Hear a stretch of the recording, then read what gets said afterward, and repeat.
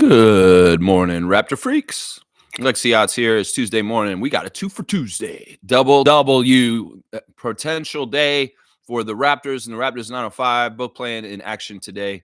And they're staggered off of each other. So we can watch both of them and not interfere with the times because the Raptors 905 tip off at 4 p.m. against the Indiana Mad Ants. I always want to say Fort Wayne Mad Ants. Can I just say Fort Wayne Mad Ants? Does it have to be Indiana Mad Ants?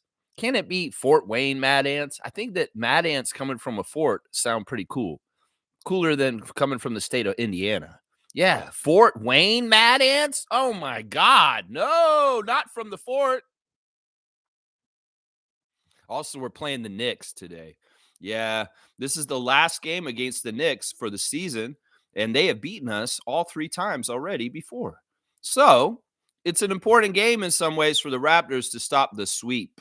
That's right. We want to stop the New York Knicks from sweeping us today. That's the goal, Scotty. Don't let OG sweep you this year. They swept us last year, and I hated it. I don't want these Atlantic Division teams to sweep us. We didn't let the Celtics sweep us this year, did we? No, we didn't. No, we didn't. We didn't let them. So let's not let the Knicks sweep us either, is what I'm saying, Raptors. So, yeah, we got beat the Knicks today. We're at home. We're rested. We're healthy. We've got our good swag going. We just beat the Clippers. We got to stop the sweep. Stop the Knicks from sweeping us this year. We don't want to get swept by them 2 years in a row. No, we don't. So we need to win tonight, Raptors. Tank Commanders, put your tanks down. Shut up. Park your tanks in the driveway, James Garner. That's right. Park your tanks in the driveway, James Garner. No reason to take it for a drive through downtown today. That's right. Leave your tanks at home. We have to stop the sweep. All right, let me get into this right away. There's a lot going on, man. It's crazy, man. I've been reading some crazy headlines before I get on the stream today, and I'm like, oh, wow, that's happening? There really is a legitimate chance that this trade with Luka is in big trouble because everybody's calling foul on it, and they're saying that it wasn't fair, and there's collusion, and there's all kinds of stuff. Jason Whitlock very openly saying everybody else should have had a chance to try and trade for Luka if they knew Luka was available. Adam Silver trying to pull a fast one, making the NBA more exciting by orchestrating a deal only for the Lakers. And people are crying foul about it. Not only that, I'm hearing this morning that Luka's dad says that Luka didn't deserve this. Didn't deserve what? What do you mean, Luka's dad? He's going to the most important, special sports franchise in the whole entire world. He's going to La La Land. Why wouldn't he be deserving of such a great honor? Why wouldn't he be so deserving of being in the purple and gold that Kareem and Magic wore? Oh, you say he didn't deserve this? Doesn't sound like the Doncic family is very happy that he's on the Lakers. If Luka's dad saying he didn't deserve this, that means Luka's hurting and pain and not happy about this deal. You don't have to be Brian Winters to Winters this. My son didn't deserve to get traded to the Lakers. This is hilarious. If that's not a sign that this is going to go awful, that is. Trust me, that's a sign right there, Rob Pelinka and the Lakers, Jeannie Buss. That's a bad sign. When the father of the player is saying he never deserved this. Wow. This may be a disaster. This Luka orchestrated Adam Silver move to fellatio the Lakers organization to help them. Yeah, this shit is not organic. I know that. This trade is not an organic trade, guys. This is not. Danny Ainge, they found out yesterday, Danny Ainge didn't know about it until half an hour after it went through almost, that the Lakers would get Luka in this deal. They were so trying to hide stuff. They're acting like the current U.S. administration for president. They're trying to be secretive and doing all this crazy, shady shit behind the scenes because even Danny Ainge, a power broker in this league, one of the top GMs, had no idea that Luka Doncic would go to the Lakers in this deal. Isn't that crazy? What is going on? Adam Silver, you were caught red-handed, honestly. Caught purple and gold-handed. Yeah. And once again, Luka's dad has said very publicly, Luka did not deserve this. Like getting traded to the Lakers is a burden. It's a negative. It's a bad thing. Well, I believe that too, Luka's dad. And so does Luka, apparently. Because why would his dad say this on his behalf? He didn't deserve this. See, Lakers, your shit stinks. It's not smelling like roses, okay? Okay? Just like Outkast saying. You just saying you think your shit don't stink. Well, Luka's dad knows your shit stank. And that's why he didn't deserve this. Okay, all right. I'm sorry. I had to do that riff a little bit because I thought that was hilarious. I'm reading that headline this morning. I'm like, oh, damn. This is not good. Luka did not deserve this. Luka's dad.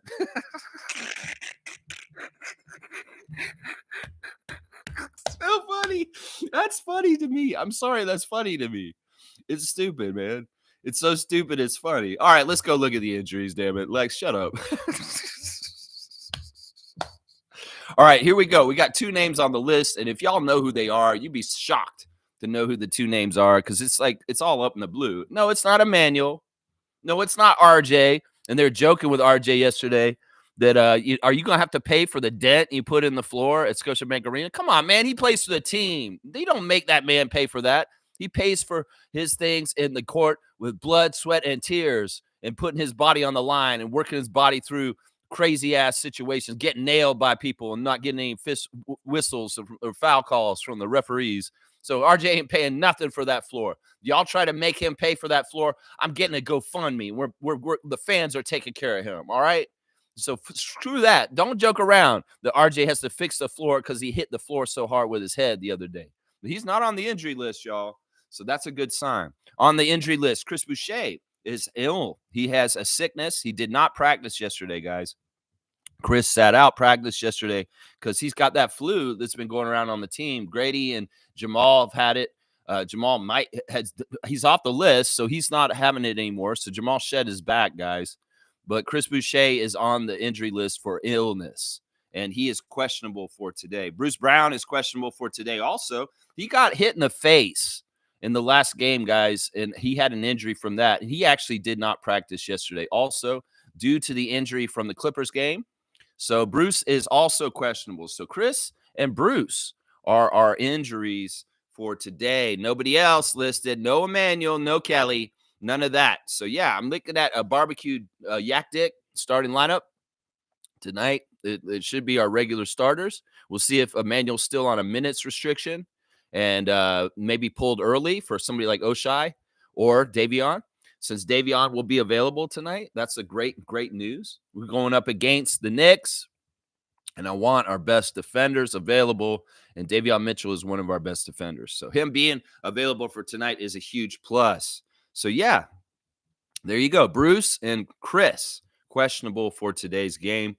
Also, Blake Murphy is announced that Lawson and Shamshay are with the 905 still. They're at Indiana to play the Mad Ants today. So AJ Lawson, Alish Shamshay are with the 905. But Jonathan Mobo and Jamison Battle have returned to Toronto, and they will be available for the Raptors against the Knicks tonight. So J-Mo and Jamison are going to be with the Raptors in Toronto tonight, not with the 905 to beat the Mad Ants. But Shamshay and Lawson continue to be with the 905 right now. That's right. Also, Blake is reporting on the other side that we'll see OG Anunoby sitting out last night. Of course, the Knicks played last night in New York against the Houston Rockets and won by 6, but they had some people sit out last night, OG being one of them. OG has a foot injury right now. This is the first game of the season that OG has missed, apparently, the game last night. That's amazing to me that OG has managed to stay healthy all the way to this period of time, and he just missed his first game of the season yesterday. Well, we'll see if he's ready to come back tonight. It could be very well that the plan was to have OG sit against the Rockets and Fred last night so that he could come back to Toronto and play against the Raptors in Toronto. We'll have to see. But it's very likely, possibly, that OG will not be playing tonight against his former team, just so y'all know. Mitchell Robinson is still out, but he has been cleared for contact activities, and he's nearing a return for the Knicks closer and closer, but he won't be back tonight. And Pacome Dadier is out also right now due to a toe injury. He's one of the rookies, the French rookie, who we've seen on Westchester Knicks against the 905 this season. Daddy A is on the injury list. So that's the injuries for the Knicks right now. OG is very possibly not going to play tonight, guys. So we'll have to see. So the Knicks will be starting Jalen Brunson and Mikal Bridges, Josh Hart, the Villanova Wildcats, with Karl Anthony Towns, and possibly, likely, somebody like maybe, I don't know, who would they start second after that? Maybe Miles McBride, maybe Precious Achua. I don't know. Probably not Precious. Precious in for OG. Who would start in the place of OG? Maybe they would just go small and they'd go and put another guard out there and let Josh Hart play power forward. I don't know. That may be dumb against us tonight. I'm just saying, if they don't have OG, who's going to play Scott is what I'm going to say right now. Who's going to play Scott on your side? Now, Scott may be playing Cat on defense sometimes, although Jakob should probably play him mostly. But he does draw him out, so maybe Scott will play him up top and Jakob play him down low. But yeah, who's going to guard Scotty from the other side if OG's out, New York? You're going to be in trouble possibly without him because he's your best defender to try and deal with Scott. Do you go ahead and put Josh Hart on Scotty Barnes tonight? See how that goes. Seriously, see how that goes. You go ahead and try that. Maybe a little Mikal Bridges on Scotty. That might be a little bit better.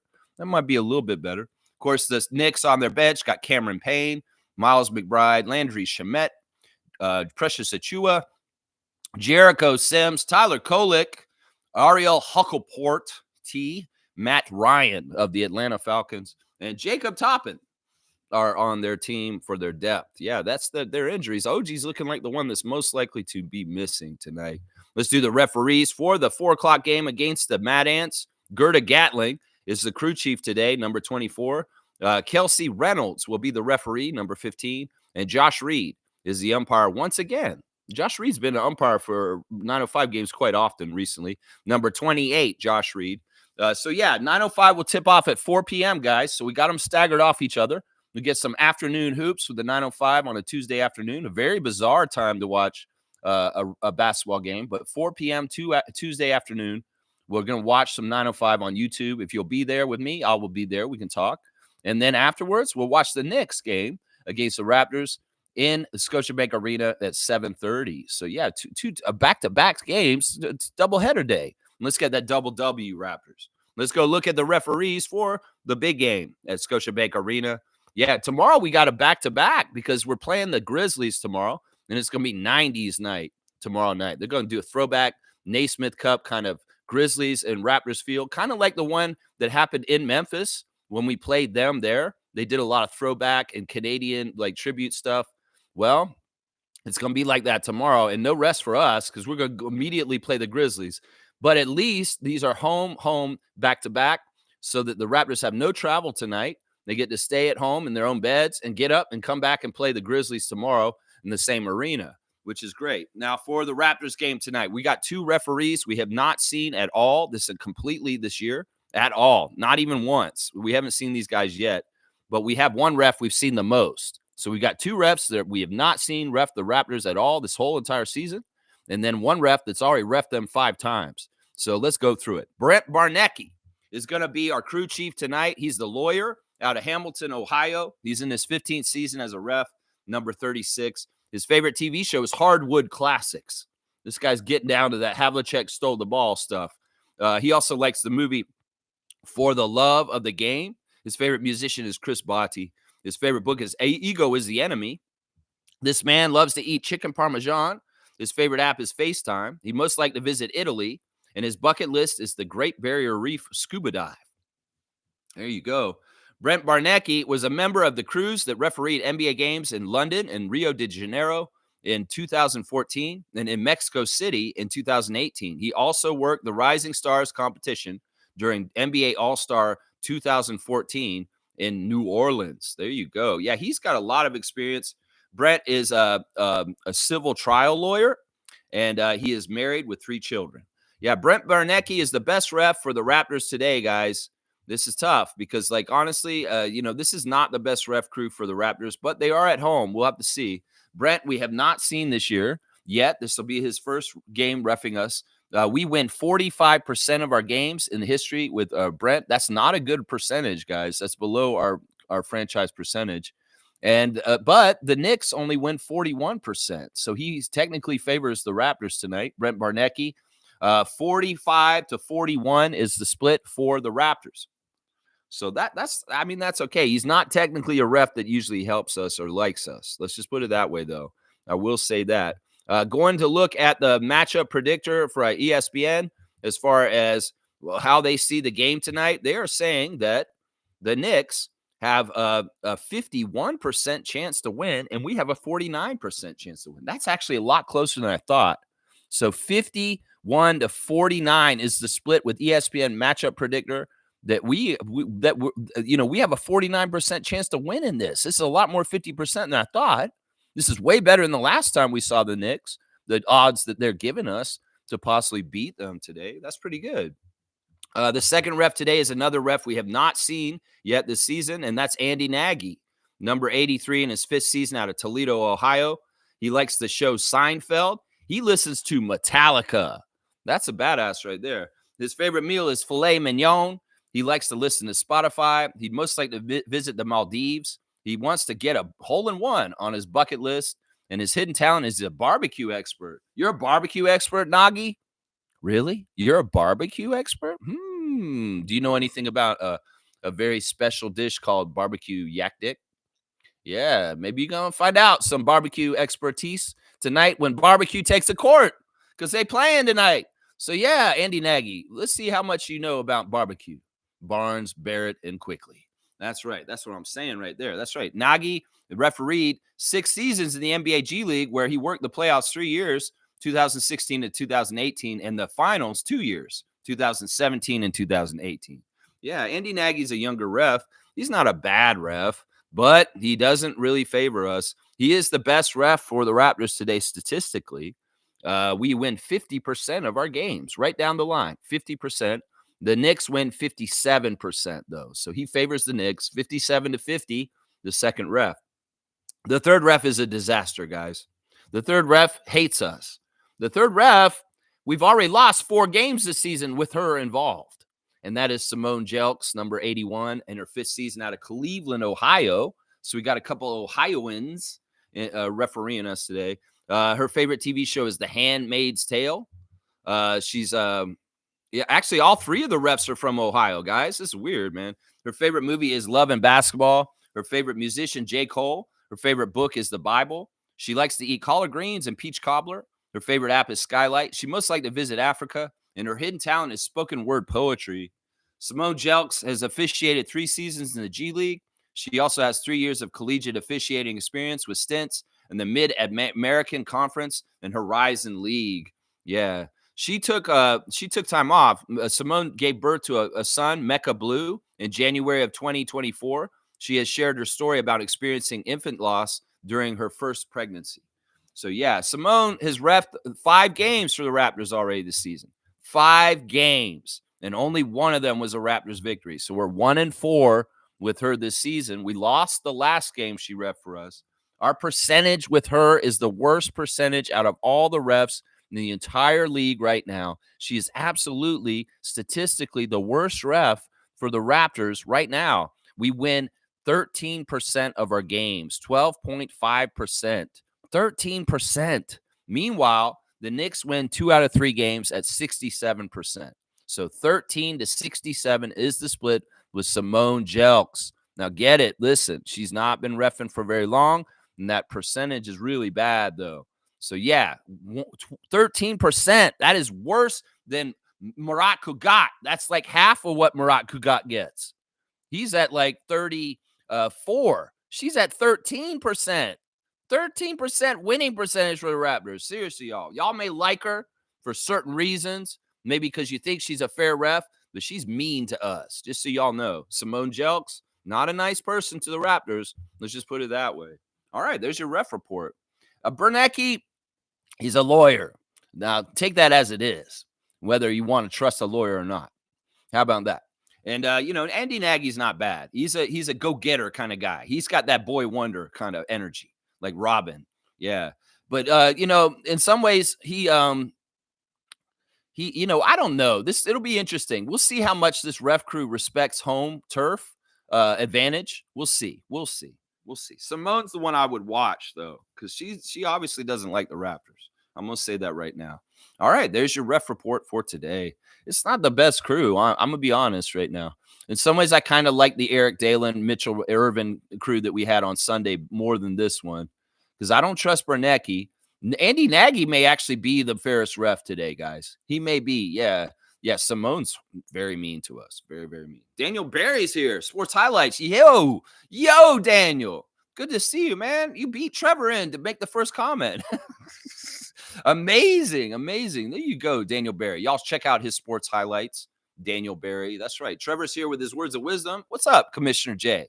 Commissioner Fun, Trevor J, my good friend. Before you argue with someone, ask yourself, is that person even mentally mature enough to grasp the concept of different perspectives? Because if not, there's absolutely no point. All right, I want to do a correction today. There's been a debate in the last couple of days about this trade with Luka and Anthony Davis, about whether a trade like this has ever happened before. And you know what? I have to stand corrected because y'all were right. This is a trade that's never happened like this ever before. I did my detailed research on this, but I want to say I was having a problem with what y'all were saying because you were not fleshing out all of the details of why it was special. You were only giving me half of it. You were half-assing your information. And you were trying to tell me this is the only time two all-NBA players have ever traded for each other. No, that's not true. That is not true. All NBA players have been traded for each other. The distinction that y'all were not making that would have made this way, oh, I agree with this, was this is what it is, guys. Luka and Anthony getting traded for each other is the first time in history in the NBA that two people that were on the first team last year got traded for each other like this. That is the distinction that y'all were trying to get across to me, but not making clear. So I went and looked at it. And they said this is the first time two people that are on the reigning NBA, all NBA first team have been traded for each other in the first time in the history of the NBA. It's not all NBA players have been traded for each other. That has happened. And in some ways also, this is the first time this has happened during the season. That was an important distinction that y'all made. And I appreciate that, the people that said, well, this is during the season. That is part of it also. And then the other part is that Luka is the youngest first-team All-NBAer to ever get traded like this, too. So I just needed a couple distinctions. I know that all NBA players have been traded for each other in the history of the NBA, but it never happened where they were both currently reigning on the first-team All-NBA. It's just a couple of distinctions. I stand corrected. Y'all were right. This is the first time this has ever happened, but there were particular distinctions that you guys were not bringing out that were part of it. And some of y'all were trying to. I'm going to give you credit for trying to make the distinctions and get them across to me. It's just the initial comment was bare bones, a comment that did not flesh out the whole entire statement. They just kind of said, oh, it's the first time all NBA got traded for each other. That is not enough information. Give me all the details. All right, so there you go. Yeah, and I don't want to argue with anybody. I don't. I really don't. I want to just have peace, love, and happiness. That's right. Trevor J, I love you, man. Trevor's saying, happy game day. Let's do it again and beat New York. Yeah, why not? Let's go above and beyond. Let's change the script. Let's go ahead and show that, yeah, we're ready to win already. We did our rebuild. We're half season rebuild, and we're ready to be a play-in team, playoff team again. And y'all may do rebuilds for like 5 years, but the Raptors are advanced. We could do a rebuild in half a year, and we'll be back to being a power that can fight and win games against any team. There you go. I love that. Trevor's saying Utah Jazz. Danny Ainge said he didn't know he was helping the Lakers out to get Luka. Yeah, and he tried to change it, but it was too late. He didn't want to do this after he found out that the Lakers would get Luka because of this deal, that he helped facilitate this happen. In some ways, that's a huge red flag right there. Between Luka's dad and Anthony Davis feeling stabbed in the back, and LeBron dropping curse words to the deal, and Kyrie like being upset about losing his brother. And now Danny Ainge saying he didn't even know that Luka would go to the Lakers as a consequence of this deal until like it was too late. Yeah, shady ass shit happened. Shady ass shit. And the craziest thing is the only people that like what happened here are Adam Silver, maybe Rob Pelinka and the Lakers Nation, and that's it. I won't even say the players involved like this deal. I won't even say that. I think the only people that are happy are Lakers company, like the franchise and the fans, and Adam Silver. And everybody else is like, what the fuck just happened? What the fuck has just happened? Even the people who were involved in the trade are like, what the fuck just happened? Even the guy who made the trade, Danny Ainge, he's like, what the fuck this happened? Shady shit happened. Obviously, they're trying to hide this shit from Danny Ainge. Oh no, we can't let you see the whole deal, Danny. Why not? What's going on here? Why won't you? Why do you want to see it? Seriously, you don't need to see it. You just need to see the Jazz part, bro. You don't need to know about the second or third team that's involved. Just do your part in it. Why, Adam? Why are you making me do this? Danny, just do it. Sign the trade sheet. Danny, sign the trade sheet. You're the GM of the Utah Jazz. Sign it. Why, Adam? Why won't you tell me? Just sign it. Shady ass shit. Adam Silver, man. Are you just like in the new world order of deceit and dishonesty and lying that Donald Trump is creating right now? Adam Silver, you just getting a head start on this by making a Luka trade like this week. In some ways, I don't care. It's a cartoon. In some ways, I know in the world of karmic forces, the Lakers will get what they get for making some kind of crazy move like that. That's why I'm going to tell y'all over and over again, this is an L move. This is going to be an L move with the L going to L land.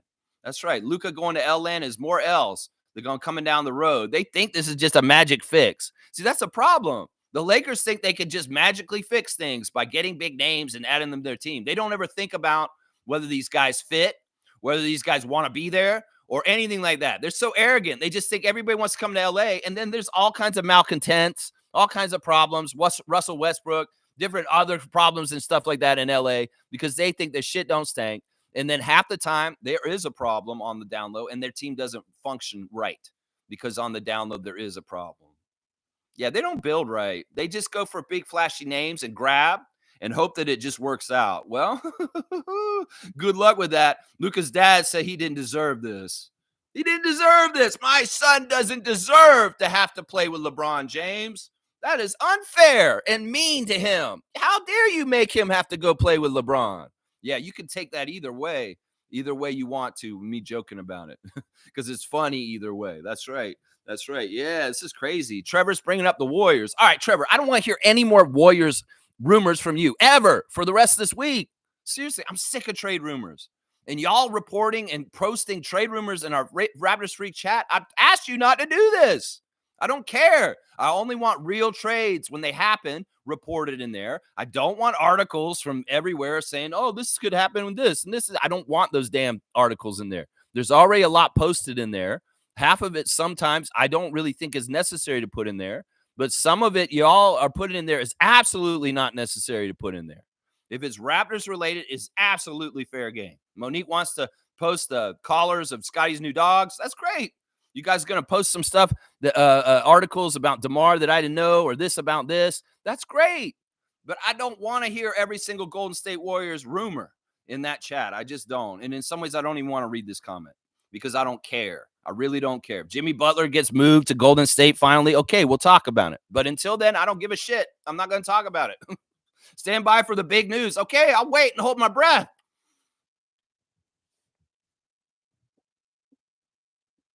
I'm waiting. I don't want to wait. I don't give a shit. That's what it is right there. All right, Trevor's saying, hang on.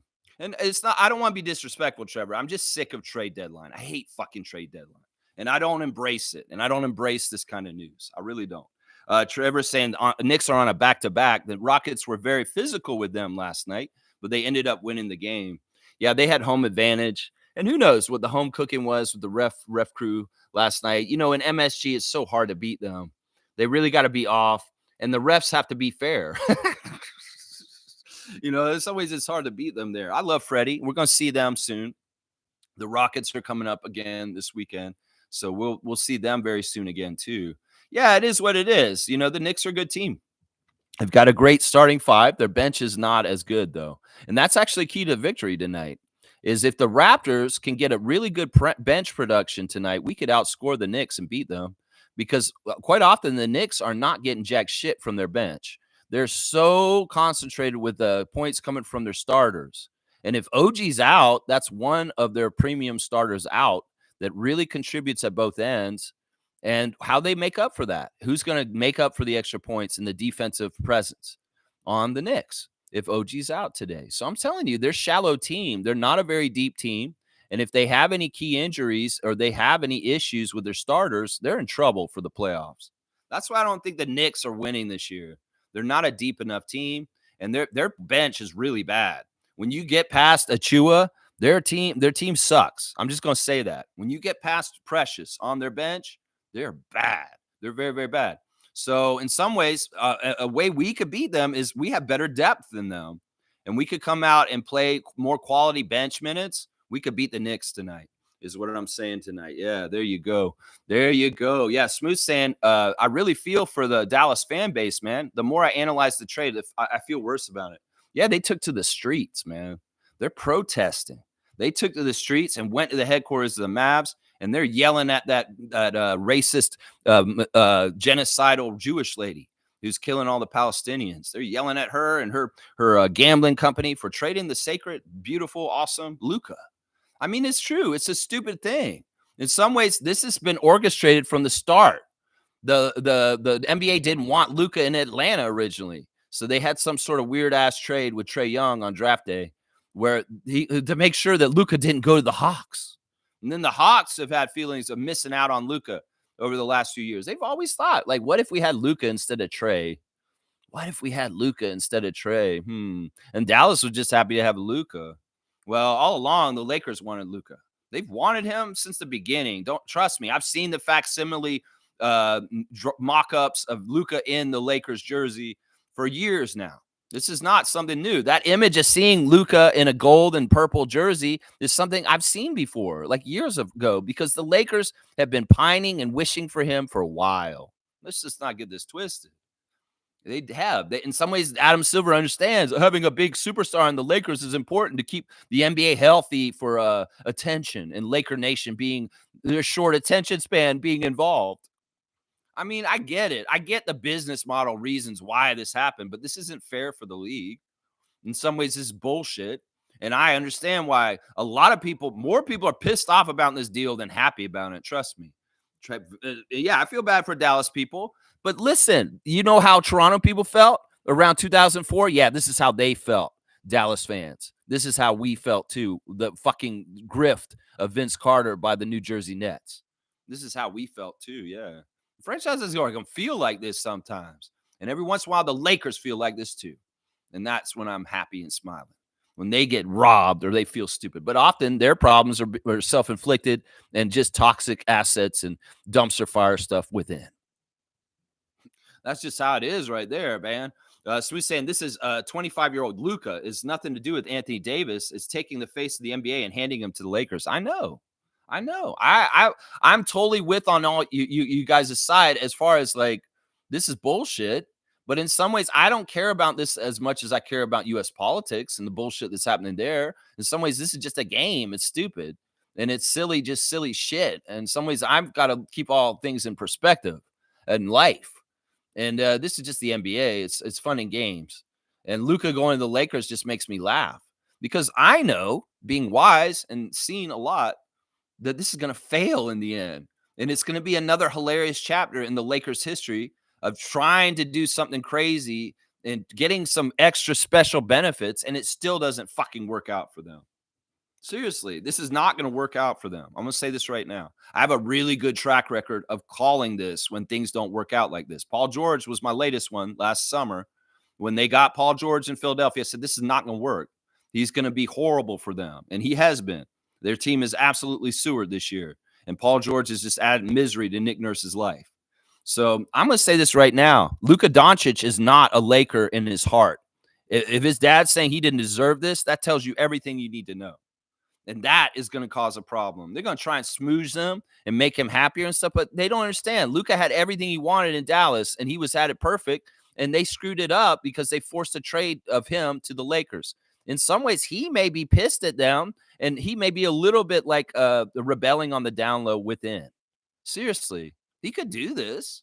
He could do this. At some point, what is he going to do? He could get in a fight with somebody on the team, a coach, a teammate, front office, and demand a trade out of there.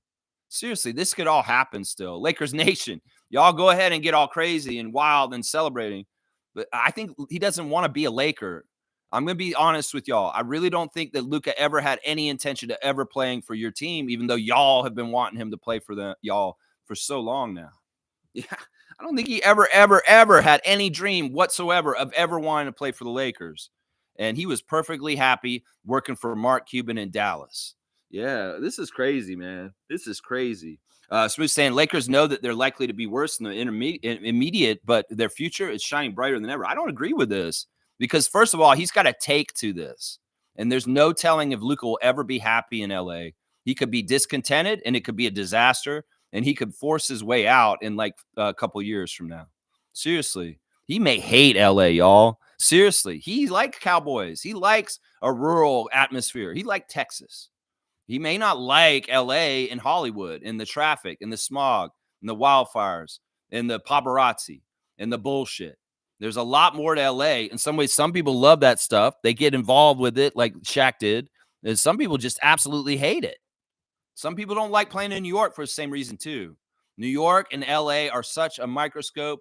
You know, Anthony Davis, in some ways, why he feels stabbed in the back right now is because he's been over scrutinized. He's been under a microscope this whole entire time he's been in the Lakers. He's taken so much grief from Lakers Nation. He's taken so much criticism. He's busted his ass. He's tried to do good for them. He's busted his butt trying to win. And now he gets shipped out and stabbed in the back like this. I'm telling y'all, you could go ahead and say the future's bright for the Lakers. I don't believe you, Reggie. I think that this is going to go and be a big pile of shit, just like everything that they try and force for the Lakers, other than Shaq and Kobe. That is the last good combination that they forced together with them that actually worked. This shit has not really worked. I don't count that championship in Disney at all. They handed that to them. They allowed them to practice during the whole pandemic while everybody else had to sit at home. They gave an advantage to the Lakers to help them get that championship in the bubble. So, yeah, I can be a Laker hater. Seriously, Magic don't play for that team. I don't like that team. I love the team when Magic's playing on it. When it's Showtime Lakers, James Worthy, Byron Scott, AC Green. Yeah, I love that Laker team. But since then, none of them. None of them. I didn't like Kobe and Shaq. I didn't like those era. No, I didn't like that, even when they were winning then. So, yeah, let's see. A couple days later, I still can't believe it, man. I really can't. I can't believe it because it was forced. And it wasn't by the rules. And a lot of people are calling for the trade to be voided. I'll bet you Luka's calling for the trade to be voided. Seriously.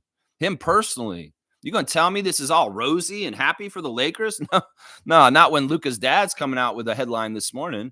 That's right. Monique is here. Good morning, Raptor Freak crew. Let's try and keep climbing, limit the Knicks threes, and shut down Jalen Brunson. Well, go Raptors. At the game tonight, not in the chat. There you go. Bo's going to be down at the game cheering on for the Raptors against the Knicks. Let's go, Raptors. She's got some really good points here. I think that the three-point is really, really important. Monique is exactly right. The three-pointers in the last game that we played them were such a key thing that separated them from us. They made abundance of them more than us, and that really did juice up their score over ours. So, you know, we need to really key on defending the three really, really well. In some ways, if OG's out, that may make it easier because he's a good three-point shooter. And in some ways, they won't have as much presence down low. We may have to really watch Cat down low, obviously, but the rest of the guys are going to be more oriented to attack from the outside or take threes, and that's an easier thing to kind of guard. Sometimes OG likes to post, and if OG's not playing, we don't have to worry about that aspect, and maybe we can focus on the three-point line a little bit more. But yeah, I think that Monique's key to the game right here is huge, that we need to shut down their threes and get more threes for ourselves over them. Because if we win the three-point shooting battle against the Knicks tonight in our own court, then, you know, this is really good. Jalen Brunson is a problem. He's a good player, and he's been playing very well recently, big games. And yes, but we do have some of the best guys to guard him in the league. Davion Mitchell is fantastic to slow him down. And not only that, we got Jalen's old friend, Emmanuel, starting. And that is a personal matchup for him. You don't think RJ and Emmanuel going to give a little extra tonight against their former teammates? Oh, yeah, they are. Emmanuel's actually going to be very, very happy to be able to be healthy and take the court against the Knicks. He has not been able to play the Knicks yet this year. So we're going to have to see Brunson versus Quickly because that is going to be a marquee matchup tonight. So is Emmanuel going to try and score some crazy buckets on Jalen? Will he try and stop him just like Davion would? Davion's going to come in and stop him himself. Maybe throw a little shed at him too. Throw him out in the shed too. So yeah, there's a couple of things we got to do. And Monique is right. Limit the threes, outshoot them at 3-point, and let's try and contain Jalen Brunson. And Davion Mitchell is a good man to try to do it. That's right. Nako saying, would anyone want to do business with Dallas going forward? I feel used if I was Danny Ainge. Yeah, no, it's not Dallas that Danny Ainge is being used by. It's Adam Silver. Let's not get it twisted, Gerald. This is not Dallas. In fact, Dallas may have done this just to kowtow to Adam because they don't care anymore. The heart of the Mavericks is gone, obviously. That they would sell out their fans and trade Luka Doncic like this. Mark Cuban would never do this. Mark Cuban was the owner and he was a fan of this team. He would have never done this. And in fact, I would be very curious to see what Mark Cuban's opinion on this whole situation is. Like, what is Mark Cuban saying right now about the trade of Luka Doncic and how he feels about it? Is he just as wrecked as Dallas fans right now? Probably. And he may be kind of in the middle of a power struggle within the Mavericks organization with the new ownership and saying, I would never have done this. Why did you do this? This is stupid. If this was an idea you brought me on Shark Tank, I would have rejected it. Trading Luka to the Lakers? This is the stupidest thing I've ever heard of. What are you doing? You're an idiot. Why did I sell my team to you? I mean, seriously, it'd be very interesting to hear. There may be some crazy documentary about this down the road where they talk about the Luka trade and do a whole inside thing when it happened and how it went down. And it could be like a really interesting movie because of the shadiness of Adam Silver and the Lakers and the whole thing. And Danny Ainge shouldn't trust the Lakers, not Dallas. Not Dallas, Nako. He shouldn't trust the Lakers, and Adam Silver is who Danny Ainge doesn't need to be trusting. And number one on that list is Adam Silver. Danny Ainge should just learn he shouldn't trust Adam Silver is what it is. Don't put Dallas in there. Doing business with Dallas? No, that's not the issue. It's doing business with the Lakers and the NBA. Get the right people, Nako. Smooth saying, for me, it isn't hyperbole. Luka is at his best a top 3 player in the NBA. At his worst, a top 5. He's that good. And now with LeBron, he will learn better conditioning. No, that's not true. LeBron is in good shape himself, but he pays so much money for extra crazy treatments that nobody else can afford. He can't afford this shit. I mean, Luka probably could, but let's not get it twisted. LeBron does not give good habits to other players. He gives bad habits to other players. And Anthony Davis is a great example. Anthony Davis was a go-getter, all-around great player in New Orleans. He got lazy when he came to L.A. and was around the energy of LeBron. Well, we're going to have lazy Luka show up with lazy LeBron. You're going to see the lazy L show and Lakers show. Seriously, this is perfect. The alliteration is fantastic. LeBron, Luka, lazy, L.A., L. It's all right there, Reggie. If you see something else to me, okay, that's fine. That's your opinion, but we'll see how it goes down the road. And if I'm right, you go ahead and tell me later, all right? Because I'll do the same if you're right. How about that? I don't see this working out. I think that this is, once again, one of those moves where they are just thinking it's too good to be true, and it is. And that this shit is going to not work out in the end, all kinds of different ways, like how I've been describing since. So you could think that, but I don't. I don't think LeBron makes players better. In fact, players get toxic around LeBron, and they get sent other places, and they get mistreated by teams that LeBron is on. You can ask Dennis Schroeder. You can ask D'Angelo Russell. You can ask Montrezl Harrell. You can ask Kyle Kuzma. You could ask all the former guys who played on the Lakers with LeBron, and you find out the truth. Yeah, I mean, I get it. You're a closet Lakers fan, Smooth, because you're really excited about this.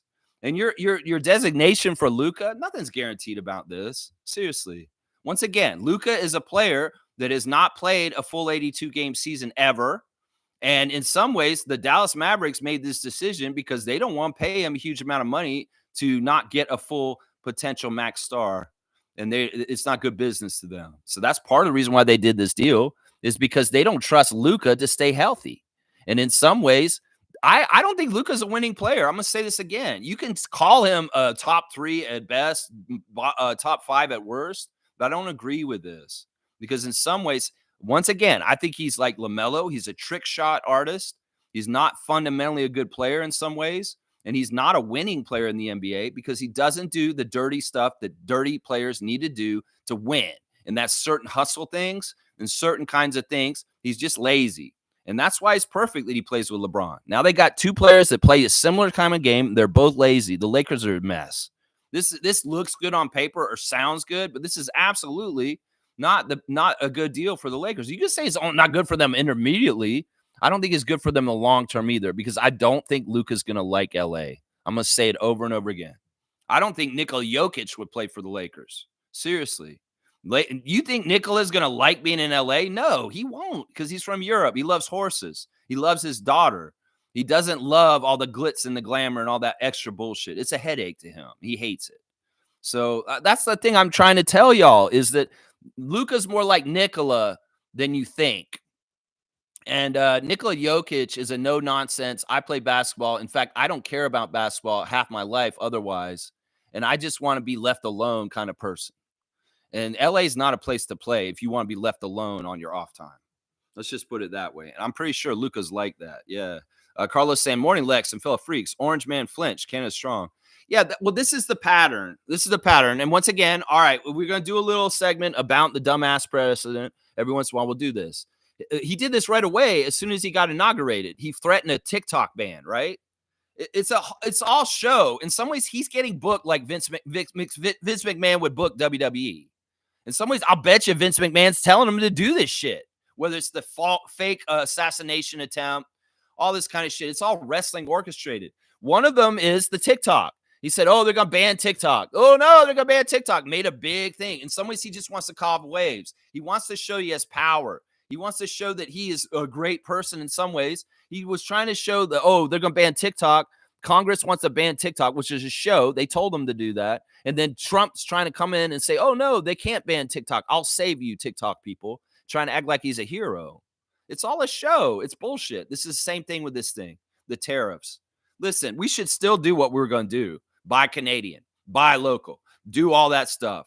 In some ways, he realized that his corporate people that are above him, let's just put it that way, the people who are he's the bitch for, the corporations, the billionaires, weren't happy because they were seeing, oh, this is going to hurt our economy too, the tariffs. And so, yeah, he did. He flinched and he took them back. And in some ways, it's all just flexing. It's like a muscle man on the beach. He's just flexing muscles and trying to act like he's impressive, but he ain't shit. He ain't shit. And in some ways, we just need to check his balances. Seriously, we need to fucking stop him from just running roughshod and stupid shit. He says stuff, he says crazy shit, but realistically, he finds out. You fuck around, you find out. And that's the thing. He started hearing all the Canadian people saying, yeah, we're not going to buy anything from America anymore. The liquor stores aren't going to stock any of that. And people in Kentucky got all upset and it's like, what? We can't make any money off our bourbon in Canada? They start calling the White House. And he realizes this shit is not popular with his own people in his own country. Yeah, he's an idiot. Half of this is just for show. And in some ways, he's doing this kind of back and forth to try and show that he has power, but he really doesn't in some ways. It's a really fucked up situation. We got a madman who has dementia in charge with a racist South African who's actually pulling the strings behind him. And the madman who's got dementia is just a puppet at this point. Yeah, in some ways, listen, don't change what we were going to do already. Buy Canadian, support Canadian, buy only Canadian, and continue to do that with the rest of your life. Why not?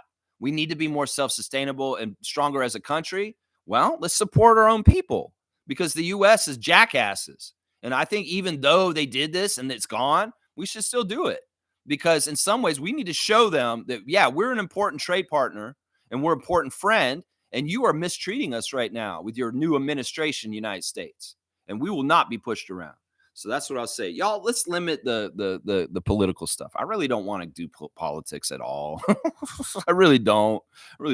Cool Cat saying, "Good morning, Raptor Free crew. We can eke out a dub if Jakob is back. Sorry to hear OG got injured, sprained his foot. Jakob hasn't been out. What do you mean Jakob has been back?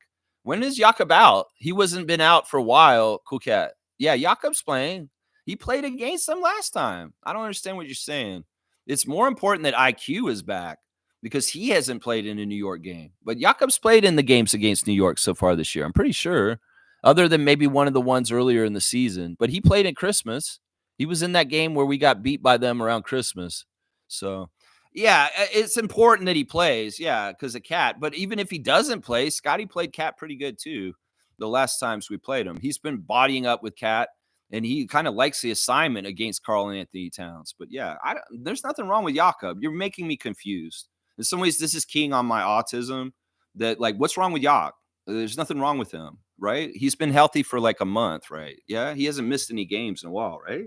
Am I forgetting something? I don't know. Anyway, yeah, I don't know about OG's injury specifically, if he sprained his foot, but he got hurt before the game last night. He got hurt in the game before, and he didn't play at all last night. He sat out. Now I'm wondering if that's because they want to sit him so he can play tonight, which is possible, or he could just not play. You know, OG's only played once against the Raptors. I think since he's been traded, you know, he keeps missing the game against the Raptors. So it's very possible he could miss the game against the Raptors tonight too. He did. He played us once finally earlier this season. So he's saying, and now the Suns are willing to trade Kevin Durant. This is not news. Everybody's been willing to trade Kevin Durant for like 5 years now. It's not like this is something that's like monumental or anything. No, Kevin Durant got traded. He got traded to Phoenix. Kevin Durant's been traded a few times. This is not with him. It's not anything like Luka. Luka's crazy. That's crazy. Luka's so young. Kevin Durant. Oh yeah, Suns have been trying to trade him for a couple years now. They've been actively shopping him for 2 years now. This is not news. Sorry, I'm being a stickler today. I know. I need to be a little less autistic today and stop being such sticklers about y'all's comments. It's really a fact check thing. It's really like I want these things to be accurate and something. And maybe I need to stop be allowing for a lot of different stuff. Nako saying, I think Luka's conditioning is a little overblown, but I think it's true that he's not always putting in 100%. Trade season has been wild the past few days. Yeah, in some ways, I don't care. I want to be a rebel and say, okay, you guys get all involved in it crazy. Oh my gosh. So I don't care. Yeah, so what? Luka got traded to the Lakers. In some ways, I'm not impressed.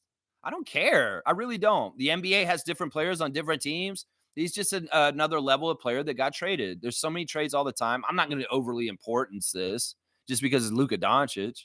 It's just an NBA trade. And when I do the scout for the Lakers, I'll see Luka's name on there. I'm like, oh, Luka's on this team. I'll handicap it and figure out the odds for us to win, just like all the other games. It's nothing to me. I look at it very sterile. I'm not like putting any emotion into this. Okay, you got traded. Who cares? It's stupid. It's like any other trade to me. I don't get overly like, ooh, like trade maniacs do. I don't get that action. I'm sorry. I just don't. The newness of this trade doesn't make me more excited to watch NBA. It doesn't. I don't give a shit. I don't watch the Lakers. When we play them, I'll see him in that jersey and I'll talk about it then. But otherwise, I don't care. Yeah, you think that his conditioning's a little overblown? Well, there were some signs last year in the offseason that Luka was putting muscle on, that he was actually getting rid of some of the baby fat and that he was actually toning up. But that wasn't true. Like I said, that man has the physique of Fred Flintstone, and that's just how it is. In some ways, he ain't changed it yet in his career right now. Well, when is he going to change it? Grady Dick changing his physique, Fred Flintstone. When you going to do that like Barney Rubble? That's what I'm going to say, motherfucker. Yeah. That's a weird comment. Let's see. G saying the GM Nico literally admitted that the Lakers GM took him out for a coffee and did this all hush. That guy isn't too bright. Say nothing at all. The GM Nico, is he the GM of the Mavericks? Yeah, I don't know who Nico is. Nico is the GM of the Mavericks. Is that who that is? Okay. Well, I'm telling you, this shit was all done with trench coats and like standing at a corner at a coffee shop. Hey, don't look at me. Just say, all right, we're gonna do this trade. Yeah, it was very hush hush, very secretive, and really kind of fucking crazy. And it's Adam Silver's fingerprints all over it because he's worried about ratings. He's worried about interest in the NBA. He's worried about Lakers fans getting all depressed and sad. So he has to make them feel more energized and engaged in games. The Bronny stuff's worn off. It's not like Bronny is like a cash cow for the whole entire season. That's just a hype train that everybody's just paying attention to. No, the Bronny stuff's gone away. Thank God. Honestly, we're not hearing about Bronny every 24 hours. That's fantastic. So in some ways, he's got to do something, spruce it up. Send Luka to the Lakers in a forced trade by Adam Silver. That's what it is. It's a forced trade. And I don't know who this Nico guy is. If this is the GM of the Mavericks, he's an idiot. He's an idiot. That's right. So he's saying Luka was about to close on a home in Dallas and he was traded. He cried when he found out. Yeah, he doesn't want this. That's what I'm saying, Reggie. You think this is going to go well? In some ways, Luka may be pissed about this. This may be painful. This could be very similar to what DeMar felt when we traded him. Seriously, very, very much the same. And in some ways, he'll go there like a good soldier, but how much of his heart is in it? We know the first team is like your virgin. You're a virgin, and it's your first. And Dallas's connection with Luka is always going to be stronger than any other team ever going forward. I don't care, Lakers Nation. You're not going to get Dallas Luka like Dallas had Luka. And now something is broken and destroyed by Adam Silver and his greed to make money with the sports betting companies to send Luka to the Lakers just to shake things up. That's sad. It's like sending a father away from a family and saying, you can't be the father of these kids and be married to this woman anymore. You got to go to LA and be with LeBron. But I like these kids and I like my Dallas wife. He was about to close on a house? Yeah, he didn't want this trade at all. This is going to be a big fuck up. Watch. This is going to be a huge fuck up, Reggie. I'm telling you right now, if Lucas stays a Laker past 3 years from now, I'll be shocked, y'all. I don't know when his contract stuff is up. I don't know when he gets free agency decision making. But when that happens, watch him stab the Lakers in the back and take off from them because this is something he never wanted. Seriously, I can see this happening. Laker Nation's like, oh, we got it good now. Ooh, no, don't count your chickens. Y'all are a lazy fan nation, a lazy franchise. And you try to do things with big flashy moves like this, you get what you get. You get what you get. That's right. That's right. Nako saying the Warriors want Giannis. I don't care. I don't care what the Warriors want. The Warriors are the whiny little baby like the Lakers right now. We want this. We want. I don't give a fuck what Pacific Division teams want because their fan bases are overactive on social media, making up bullshit all over the place. And Nako and Trevor are bringing me their bullshit on a constant basis. I don't give a shit. I don't give a shit until I see Giannis actually officially traded to the Warriors. I don't want to comment on this. Bryce is saying Nico is an absolute idiot, man. And how the fuck do you not know the complete details of your trade? Yeah, I don't understand how that happens. I mean, Danny Ainge, you've done some amazing, huge trades in the last couple of years with Rudy Gobert and Donovan Mitchell. And those trades were very complicated with a lot of moving parts, a lot of players and picks going every which way. And I'm sure Danny Ainge, with meticulously over those deals and knew every inside and out of them. How did you not know the inside and out of this one, Danny? This is crazy to me. And all the news is coming out and the fallout of this deal is making me say this is a stinky deal. This is so stinky, and there's a lot of stinkiness to it. And some journalists are saying they should rescind the deal and is not fair because it wasn't done on the free market. It was done secretly behind closed doors on a sweetheart deal like a Therme deal for Ontario Place. And that's what I'm saying. That's some fucked up shit. Did you know that Ontario Place is going to cost all on Ontarioan people $2.2 billion that we're just handing to a foreign country for them to build a for-profit spa for them to make money off of us? But we're going to pay them $2.2 billion for a parking lot in the Lake Ontario to do this project? Boy, that sounds great that Doug Ford just sold our province to a foreign company and we have to give them money too. Wow, what a sweetheart deal. I wonder where Doug makes his money on the other side. I'm just saying, vote Doug Ford out February the 23rd. There's an election coming up, y'all, in 20 days. Don't caught sleeping on this. If you live in Ontario and you have the right to vote, you better fucking vote if you still want to be my friend, is what I'm saying right now. That's right. If you don't vote in this election and you live in Ontario, I'm going to be pissed at you, is what I'm going to say right now. So you make your arrangements and figure out where you're going to do it and where and when and get it done. And don't vote for Doug Ford because he's wasting Ontario's tax money on fucking sweetheart projects for people that are lining his pockets. Meanwhile, he's starving our hospitals and our schools for funding to try and privatize those services. So, yeah, fuck Doug Ford. Get him the fuck out. He's the one who's like Trump. He may be against Trump because Trump is against Canada, but don't get it twisted. He's Canadian Trump. Fuck Doug Ford. Vote him out. I'm going to say that a few times this month. In some ways, that's the politics I feel like we do need to talk about. That's right. Good morning, Lex and Raptor Freaks. Good morning to you, Bryce, holding it down in Kentucky for us. Nako saying would love a win over the Knicks tonight. Out physical them. I don't know about out physicaling them. I think out tiring them would be helpful. You know, I think that's the fatigue is the thing that could be a key for the Raptors tonight. We're a deep team right now, and we're off last night. They were not.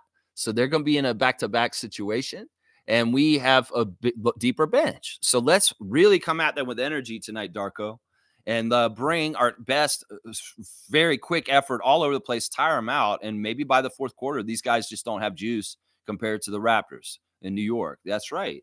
That's right. That's what I want to see, man. That's what I want to see right there. I'd love to see the Knicks because I don't want to get swept by them for the second year in a row. That's right. G saying Giannis trolled and said Joker should go to New York and all the Europeans should go to big markets. He is so sarcastic and people took it seriously. Hence, the Warriors want Giannis. Yeah, I think that Giannis's journey with the Bucks is so up and down. He's really threatened them with leaving, but they've really scrambled and tried to do their best. And they're at a place right now that's actually pretty good, even though Doc Rivers is still their coach. Middleton, Gary Trent, Dame Lillard, different things. That team's actually doing all right, and they're not broken right now. So yeah, I don't see why Milwaukee would want to trade him. I think the Warriors are just stupid and they're just being me. I want it. I want Jimmy Butler. I want LeBron. I want Giannis. This is just stupid Warriors Nation shit.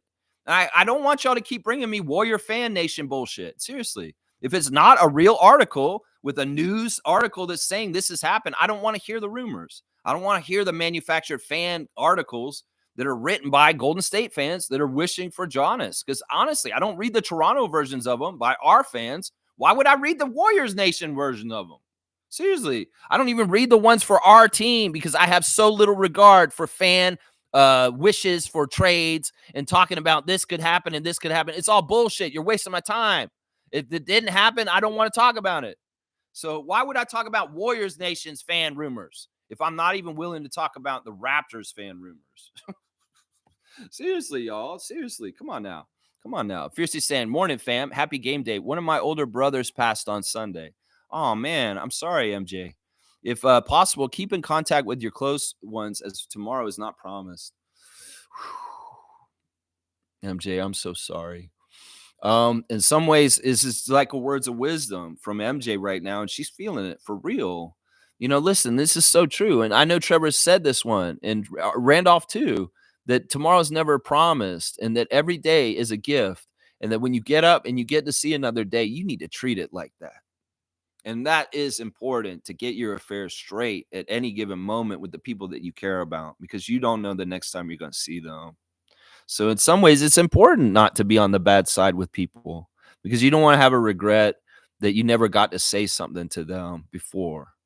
And man, MJ, my heart goes out to you. My sincerest condolences to you and your family in dealing with the loss of your brother.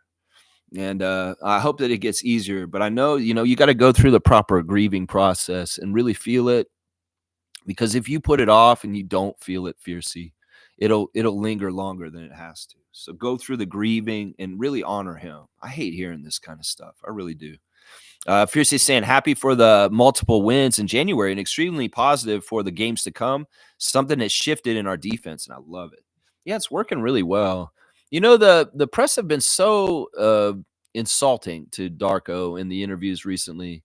They come in and they say stuff like they did yesterday, where they say, Darko, your defense has been one of the top defenses in the last 2 weeks. And earlier in the season, obviously, it was not. What has changed so much that has made the defense so much better? And Darko gets a little annoyed every time he hears that question from Aaron Rose or whoever the hell is asking it. And he basically says, our defense has always been good. It's just that it's working better now. Like, he gets mad. He's like, we've been working on our defense this whole time. It's just that now it's clicking a little bit better. The guys are trusting each other and communicating more better. And it is happening more efficiently and effectively. That really is what it is. It's not that they're doing anything different with their defense now than before. It's just it's set in and clicked all of a sudden. We kind of talked about this in years past with Nick Nurse teams that, Nick always kind of wanted to find a part of the season where the team just clicks all of a sudden and gets into a mode where they're really working well off each other on both ends of the court. That every NBA team wants to get in this state at some point during the season because then they can get on a run if things are really clicking. Well, things have clicked for the Raptors since January started. And that's why we got to continue this great feeling and keep going with everything clicking and working together. That's the biggest difference between our defense before and now. One of it is that we're healthy. And a lot of key players are not injured and out that are helpful to make our defense better. Another is that these guys have a swag and a vibe to them of connection that makes the defense so much better. And Scotty's rise to prominence as the defensive leader is a huge key of this too. That he is such a example for the other guys that, he's the franchise guy. If he's going to do this, y'all better be doing it too. And he sets the tone. So Scotty has a lot of responsibility for this also, is what I'm saying. Fiercely saying, OG had a non-contact injury on Saturday. Hope he's well, but he can sit it out tonight. Laugh out loud. Yeah, I'm with you. Luka recently bought a $15 million house in Dallas. So, yeah, everything has changed for him. So, yeah, this is totally blindsiding him. He just bought a $15 million house in Dallas, and now he doesn't even play for them. The NBA is a fucked up place, man. It really is. It's a really fucked up place. Luka obviously thought he could be in Dallas forever if he's going to buy a $15 million house, and he just bought it just now, and now he's traded the Lakers. Yeah, I don't think this is going to go well for LA. Seriously, I don't think it's going to go well. G saying, wow, MJ's son Marcus was arrested for DUI, cocaine possession, and resisting arrest. Marcus Jordan arrested? That's sad. I mean, I'm going to say this, guys. Being the child of someone who's super, super famous is not easy. There's a lot of pressures. Some of it is kind of comparable to being a child star. It's like you're young and you're famous partly because your dad is so freaking famous. There's a lot of pressure and weird stuff in that. I'm never ever going to judge somebody for substance abuse or having problems, being an alcoholic myself and going through it with my alcohol career. And in some ways, this is sad to hear. Well, he's not dating Scotty's ex-wife, right, anymore. That's a bonus of making his life a little less dumpster fire. But yeah, I hate to hear this. And I know Michael's not pleased, I'm sure. But hopefully he can be a very devoted and kind father to his son in his time of need right now, because that's what he needs. But who knows? Knowing Michael, he may be very pissed at him and kind of like, yeah, I'm not talking to you for a while. Who knows? Smith saying Adam Silver made sure the deal went down, man. The poor NBA ratings. He said, watch this. This is exactly right. This is a shake-up move, and poor Luka is just a pawn in this bullshit. Seriously. Anthony Davis, same thing. I feel more for those two players in the middle of it than anybody else. I'm going to say this right now. Because, yeah, sure, they're $1 million players, top of their game, and they have accolades and stuff like that, all the money in the world. But, man, this is still a fucking jarring thing to them. It's like all of a sudden you just got to pack up your life and go to another city, and everything's weird. Trades are weird in the NBA. That's why I hate them. And people that are so for the trades, you're crazy. You're just crazy. I'm sorry. I can't get in this. Even this crazy ass trade that happened this week, it doesn't do anything for me. Whoever got such jollies and weird excitement from this trade, I know some of y'all did, and that's fine. Y'all go ahead, but I am not feeling any of it. I'm not thrilled about this. I'm not like, this doesn't make me want to watch the NBA more. It doesn't make me want to start sports betting. None of this shit is happening because of this. Yeah. Trevor's saying Precious was in the starting lineup last night against the Rockets. Okay, so that's a good sign. So likely with OG out, they are staying big and they're letting Precious play power forward. Okay, good information, Trevor. I'm going to give you a dunk for this one for telling me that Precious started at power forward last night. So this is a good sign that he'll probably be playing in there. So there may be some Scotty versus Precious stuff tonight. That should be interesting. All right, Trevor, you're at your 7th dunk of the year. 21 points for you on the dunk charts. You're one of the leaders. You're up there. All right, let's see. Smooth saying Warriors trying hard to trade for Kevin Durant. Okay, I don't care. Why would they want to reacquire him? Put him back there. Okay, whatever, man. That's a retread for 10 years ago? Seymour's saying, so we're allowed to talk trades? I don't want this. Seymour's laughing. It was like, no, these guys are doing stuff I'm not asking them to do. Especially the Golden State stuff. It's like intensified since this Luka trade. It's like Warriors Nation has an inferiority complex. They've seen the Lakers do a move, and now they're all like, "Oh, we got to do something now." They feel like they're losing out, so they go even crazier with their trade rumors. And the byproduct is Trevor and Nako and other people are bringing me their trade rumors. And I'm just like, I don't need to hear this, guys. Raptors fans are kind of doing this right now. I've been going on Reddit a little bit to see what Raptors fans say on there. I don't know why. Maybe it's because I've been using Reddit lately just to research stuff. And I've getting Raptors fans on there saying stuff. Do you guys feel like this trade makes you feel like the Raptors really need to make a trade right now? I'm like, you idiots. No, just because a team makes a trade doesn't mean everybody needs to make a trade. This is not like this deal makes the Lakers better. It doesn't. It makes the Mavs better, though, on the download. They'll be better short term. In fact, I think the Mavericks have a better chance of winning the championship this year now. without Luka, with Anthony Davis there. I seriously do, because Anthony Davis in some ways is a winning player more than Luka is. I'm serious. You listen to what I'm saying. I'm not talking about talented, more better. I'm talking about a winning player. And Anthony Davis adds up to more winning because he blocks shots and rebounds and plays defense. And in some ways, Luka, you could have a ton of Lukas on a team. It doesn't mean you're going to win. It means you're going to make trick shots and do goofy shit, but it doesn't mean you'll win the game, is what I'm saying, y'all. So, all right, let's keep going. Smith saying at Seymour Pape. So much crazy NBA speculation right now. Legit, though. No, it's not legit. Half of it is all hot air and bullshit and should be ignored, is what I'm saying. It's not legit. The trades earlier this week, I don't even know if they're legit. That Luka trade don't seem legit to me. The Aaron Fox trades, that probably seems legit, but not the Luka one. That seems like that was all done in secrecy in a fucked up way, is what I'm saying. Seymour saying at Trevor J, great points, and going back and forth with people is senseless. I'm on cloud 9. Ain't nothing bringing me down. Yeah, in some ways, we got to understand that some people are programmed, or getting programmed to be like Cowboy, and they can't help but just fall in line bootlicking new Nazis. And that's just how they are. I mean, in some ways, it's sad because you want them to be intelligent enough to understand what a Nazi is and what isn't a Nazi. In some ways, they're so brainwashed, you could argue till you're blue in the face, but it won't get anywhere. That's one of the sad things. Even if you put facts in front of people's faces, even if you tell them, well, this is actually how it is, and not like that, they'll still believe the lies that MAGA and Trump are putting out there because they brainwash them. So it's really hard to de-Trumpize people and let them see the other side. Once they do see it, they feel like such assholes. And they're kind of like, holy crap, I can't believe I was following this guy. He's an awful person.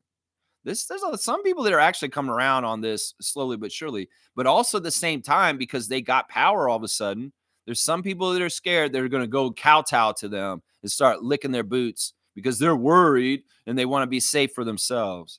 So those cowards will join MAGA now because they're worried that that's the new world order. Yeah, and let's keep the resistance strong and keep knowing, like, look, no, those motherfuckers are wrong, and they will be wrong in the history books going forward, unless things go so bad that they write the history books and they cover up all the bullshit that they do, is what I'm gonna say. That's it's up to us to stand up against them because we're the people of this time. And if we don't stand up to them, the people in the future may be like, why didn't somebody do something about this then when this happened? The Axis came to rise in the Third Reich. And well, the Allies got together and took care of it. Well, who's going to come snuff this next Fourth Reich that's coming on right now? Because we need good guys to come out and stop the Nazis again. Because these are the Nazis. Let's not get this twisted. This is a whole thing involved with white supremacy. Peter Thiel is the George Soros of the world, the real one. And he is doing all kinds of crazy shit with J.D. Vance and his money to try and do some crazy shit. And the fact that they cut off funding to help anti-apartheid the South Africa shows exactly that Elon is taking care of all his pet projects. That he's such a fucking racist piece of shit from racist ass South Africa that he got the United States government to cut off all funding to South Africa to get racial equality. Seriously, that's how much of a racist and Nazi piece of shit he is. He cut the funding that the U.S. gives to South Africa to fight apartheid. He's going after personal vendettas like the FAA, like his home country, and he's for apartheid. He's for holding down black people in South Africa because he wanted to stop the funding that the United States gives against that. I'm telling you, these are evil white supremacists that are in charge of the United States right now. If you go with them, you're a Nazi, you're a KKK, you're a racist. If you support Donald Trump, you're a fucking racist because they're deporting anybody who looks brown right now.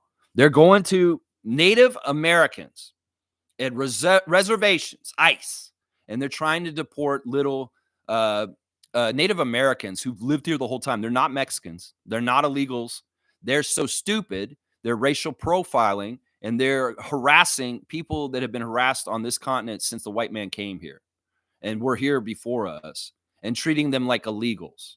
That's how fucked up this presidency is right now. Seriously.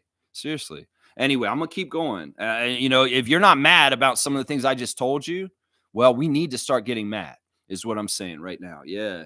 Yeah, let's see. Seymour saying it's cool, man, and I know I'm just not allowed to speculate. I'm sure it's fine, Smooth. Has OG ever had one full healthy season? He was coming close this year. I don't think so. I don't think there's a season where OG didn't miss some games. I don't think he has a full 82. I don't think so. Listen, I know Seymour's mad because he wants to talk trade speculation. He's following the rules, and you guys are not.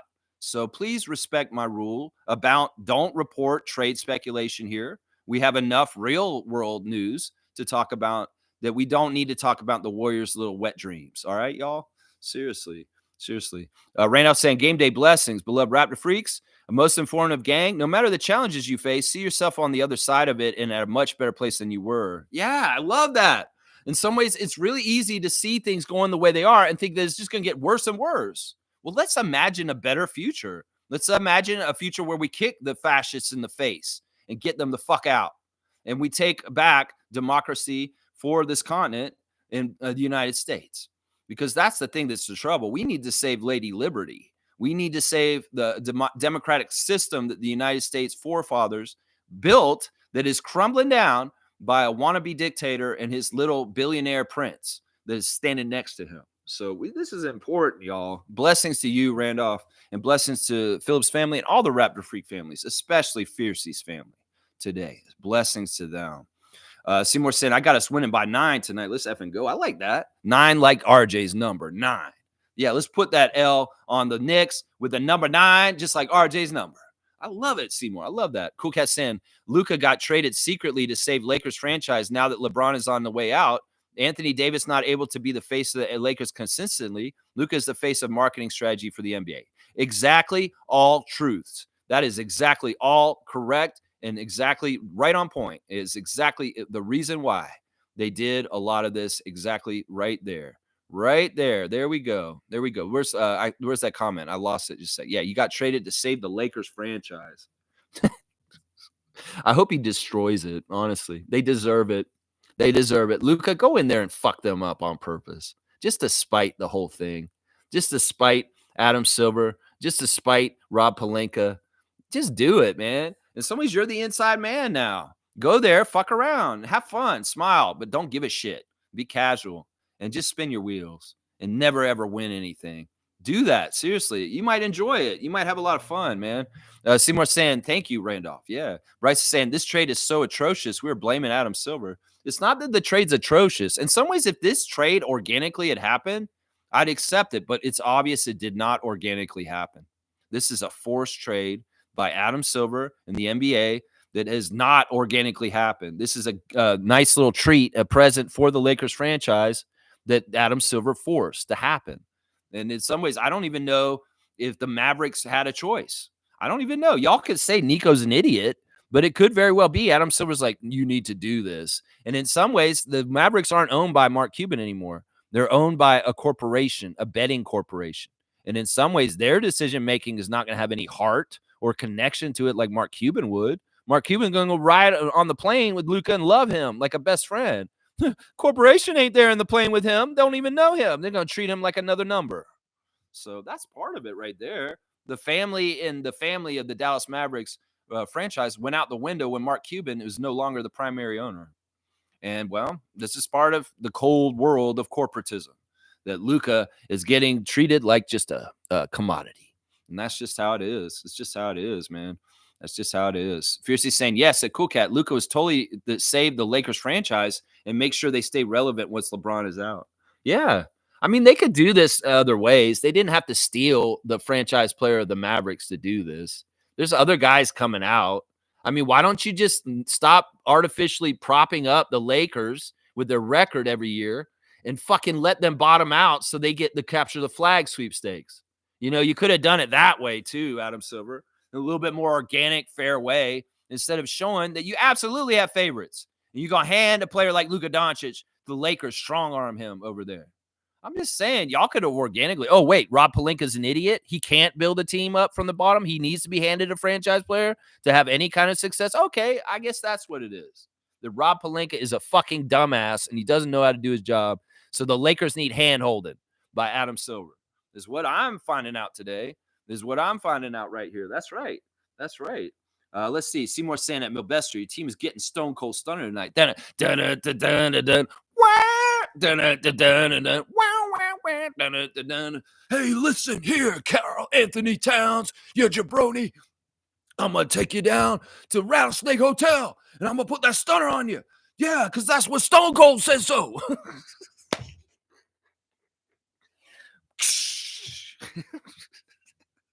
I love it, man. Let's go, Stone Cold Scotty Austin. That's right. Let's go, Stone Cold Scotty. Stone Cold Scotty. That's right. Bryce is saying, Adam, you should have vetoed like David Stern did with the Chris Paul trade. No, Adam made this trade happen.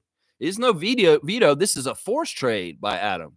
This doesn't. He doing nowhere near veto. He's going to stop. Everybody's going to try and veto it. He's going to force trade it. Danny Ainge tried to veto it at the last second. And I'm sorry, Danny. You took your hand off of the chess piece. You've made the move. I'm sorry. You can't take back. You didn't tell me the whole deal. I didn't see the fine print. Yeah, why didn't Danny Ainge see the fine print on this trade? Adam Silver, you are a piece of work, man. He's not going to veto it. He force traded it. He forced that trade through. That's right. Stargate saying Deuce McBride, Lex. His real name is Miles, man. His name is Miles McBride. His nickname is Deuce McBride. So if you're correcting me because I called him Miles McBride, his real name is Miles. I know he's on my fantasy team. It's Miles McBride with the nickname of Deuce. Deuce. Stargate saying, I guess I'm the only one who thinks the Mavs are still better than the Lakers either way. I agree with you. No, I'm with you on that. I think they're better in the short term. And in the long term, they may be better also, because I'm telling you, this is a manufactured sideshow. This might as well be some sort of play or some sort of script, a Hollywood script. In some ways, well, reality is not Hollywood. And that's the thing that the Lakers nation and their franchise needs to learn. Y'all live in La La Land and y'all manufacture reality all the time. Well, I'm going to tell you right now, life doesn't have Hollywood endings. No, it doesn't. It's cold, hard truth. And you know what? You think you're going to write a Hollywood ending with Luka there, you're going to get all messed up. And it'll be some of the ways that I described on this stream today, right now. Luka bought a $15 million home in Dallas. You think he wants to be in L.A.? He just went through all this. You think his young wife is happy about this? No, she's not. She probably planned out the whole layout of the new house, all the swatches and the color schemes and the different interior design work that she's already done at the house in Dallas. And y'all are going up and look. You think she's happy about this? You think Luka's young wife is happy about this? No, she's not. No, she's not. And Luka's dad he didn't deserve this. Luka's dad is saying Luka didn't deserve this. That tells you everything you need to know about this situation right there. Right there. He didn't deserve this. Bryce is saying, you're right, Lex. Luka might not ever be the same. He either comes out on top and better than ever or somewhat shuts down and loses love for the game. In some ways, his passion, I don't think he wants to feel like he's a product, a business product, a commodity, something, like that. He's a human being. He's a very personality kind of guy. And this makes him feel dehumanized. I'm going to tell you right now, getting traded like this, a player, it doesn't matter if you're multimillionaire. When your company tells you you're getting transferred to another company and you had no choice over it, everyday people would have this happen in their jobs and they don't like it sometimes. It's like, oh, fuck, you're making me move to Moncton? Why? I want to stay in Ontario. What the hell? I have to go and work at that branch? It's the same thing. And even if he's a millionaire, he's a world famous basketball player, he still feels the dehumanizing business choice that you have to go there now. And you have no choice. It's you that's your team now. But I love Dallas. I love Dallas. I've always loved Dallas. I've never not loved Dallas. I liked being a Cowboy sometimes and wearing a cowboy hat to the game and walking in with a cowboy kind of feel. I love Texas. And like the announcer said, he's going to lose money because of this, like crazy. Not just the Supermax, but it was pointed out on the broadcast by Matt Devlin that there's no state tax in Texas and some of the highest taxes in L.A. So if Luka cares about the game first and being happy in his life, he might care about money next. And this is a horrible trade for him financially. It's a horrible trade for him. So I'm just saying there's all kinds of reasons why Luka may not take to the Lakers and even want to be there in the first place. And it may be that he's not long for there, even though everybody's already planning out the next 10 years of his life and saying, oh, you're going to be in the purple and gold for 10 years, Luka. Well, did you ask Luka if this is what he wants? Is what I'm going to ask people, because you may be surprised. You may be surprised. Carlos saying Nico Harrison is going to be branded as one of the dumbest GMs ever. You can go on that list with Rob Babcock. Are you the Mavericks Rob Babcock? Because you might be. And Mavericks fans may be saying this now. Oh, golly. Nico Harrison? Who the fuck is that? I've never heard of that guy before. He never played in the NBA. Why is he a GM? Why was Rob Babcock a GM? Why was Richard Petty running a basketball team? Is what I'm saying. Carlos saying Zion is probably sweating bullets right now. No, he's not. He don't care. Zion Williamson lives in his own world. And in some ways, if he cared about his life, he would have been doing things differently a long time ago. He don't care. He's making his money. He'll get bounced around. He might be happy if he leaves New Orleans at this point. He's not like Luka. Luka really loved Dallas, and he was an institution. He was an institution there. He was supposed to be the next Dirk Nowitzki. Dirk Nowitzki, he saw what happened to Dirk.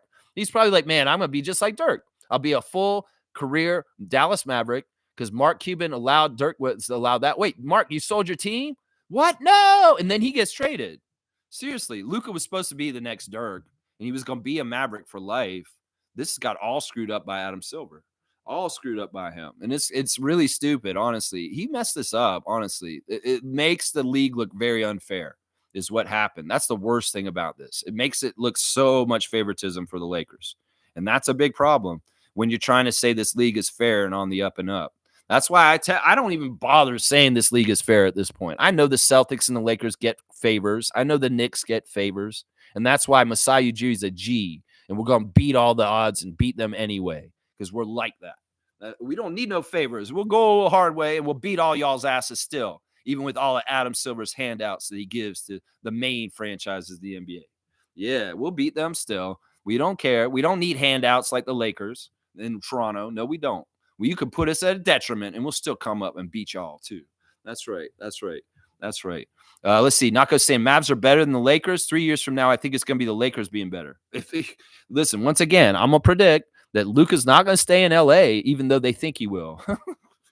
Kareem saying at Stargate, I'm very intrigued with what Dallas did. Kind of scary. They are now the Western Conference Cavaliers. AD, Lively, Kyrie, Clay, they are one piece away. Yeah, they're going to be competing now. And that may be part of the strategy in this, is that they want to compete better now. And in some ways, Luka was spinning his wheels in Dallas. He wasn't getting anywhere there in some ways. But in some ways, he was happy, perfectly happy doing that, spinning his wheels there. Yeah. Seymour saying, I thought I was the only one getting bashed for trade talk. Guess not. No, I'm mad at them too, Seymour. And I don't want you to think that I'm giving them special treatment. I have asked Trevor repeatedly this week to stop bringing me trade rumors in the chat and here. And he's not listening to me. And Trevor and Nako, I don't want him either. And Smooth's a little bit doing it too. Not to name names, but y'all, seriously, I have a no trade talk rule. And Seymour's the sheriff. And I don't want them. I don't want them. I'll be so happy when Friday comes. In fact, they asked RJ yesterday in the interview. They said, RJ, will you be happy when Friday comes? And RJ said, why? What's Friday? What's Friday? What do you mean? Why? Why are you saying I'd be happy about Friday? It's the day after the deadline. Oh, I don't care about that. I don't think about that at all. It's all y'all that just think about that. Oh, Friday? What does that mean? They asked Darko the same question yesterday at practice. Darko, will you be happy when it's Friday? He said, what? Friday? What is Friday? What's special about Friday? We don't have a game on Friday, do we? With Friday? It's like, it's the day after the trade deadline. Oh, I don't care about that. I'm not thinking about that. I'm with them. I'm not with y'all. Maybe this is the difference where I'm a fan channel. I'm a fan, yeah, but I'm not fan mentality. I'm player and coach mentality during the trade deadline, and we are ignoring it. I'm ignoring it just like Chris is, just like RJ, just like Darko. And that's the difference right there. They don't think about this shit. They don't care. Michael Grange cares about it. You guys can care about it, but I don't. RJ doesn't. Darko doesn't. And that's the difference. Well, when it passes, I'll be happy, yeah, because maybe y'all will chill out and stop bringing me garbage, is what I'm saying. Bryce is saying the Mavs' morale will be what hurts them. Yes, they are good on paper, but their best player has been shipped off without notice. The fuck-up's the energy, chemistry, and morale, man. I don't agree with this. I'm going to disagree with you on every point here. The Mavs' morale will be different, yes, but it's Kyrie's team now. Don't get it twisted. And I will say this: I think Kyrie Irving's the best player on the Mavs. It wasn't Luka when he was there, and y'all may be shocked that I just said that. I'm serious. Kyrie Irving is a more closer kind of takeover kind of player than Luka is in some ways because of his experience and how long he's been in the league. We know Kyrie can close games and win games. In some ways, he's better at that than Luka is. So I'm not going to agree with you in saying that their best player just left because Kyrie's still there. And in some ways, I always believed Kyrie was better than Luka when he showed up there. I know that sounds crazy, and that may be a new thing I haven't said on here. But in some ways, I would say Kyrie Irving is more important to the Mavericks in a weird way. I'll say on this. Yeah. I don't know if this will fuck up their energy. We'll have to see. I mean, there's no guarantees on either side. We'll have to see how the fits are with personality and whether it is like gelling and chemistry. We'll have to see. If the Mavericks get off the ground running, they still have time to salvage the season and actually make some good playoff noise with Anthony Davis.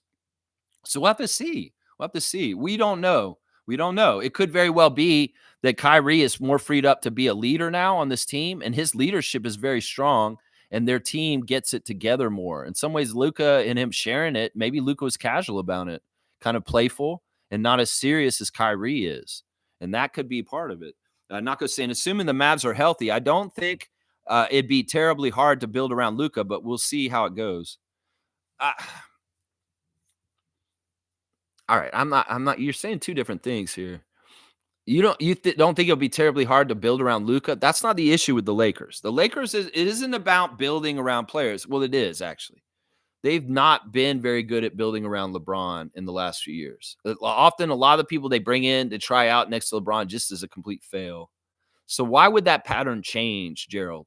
And in some ways, I would say LeBron's easier to fit players around than even Luka because LeBron's like that. But it still is like the GM of the Lakers sucks. He's horrible at his job.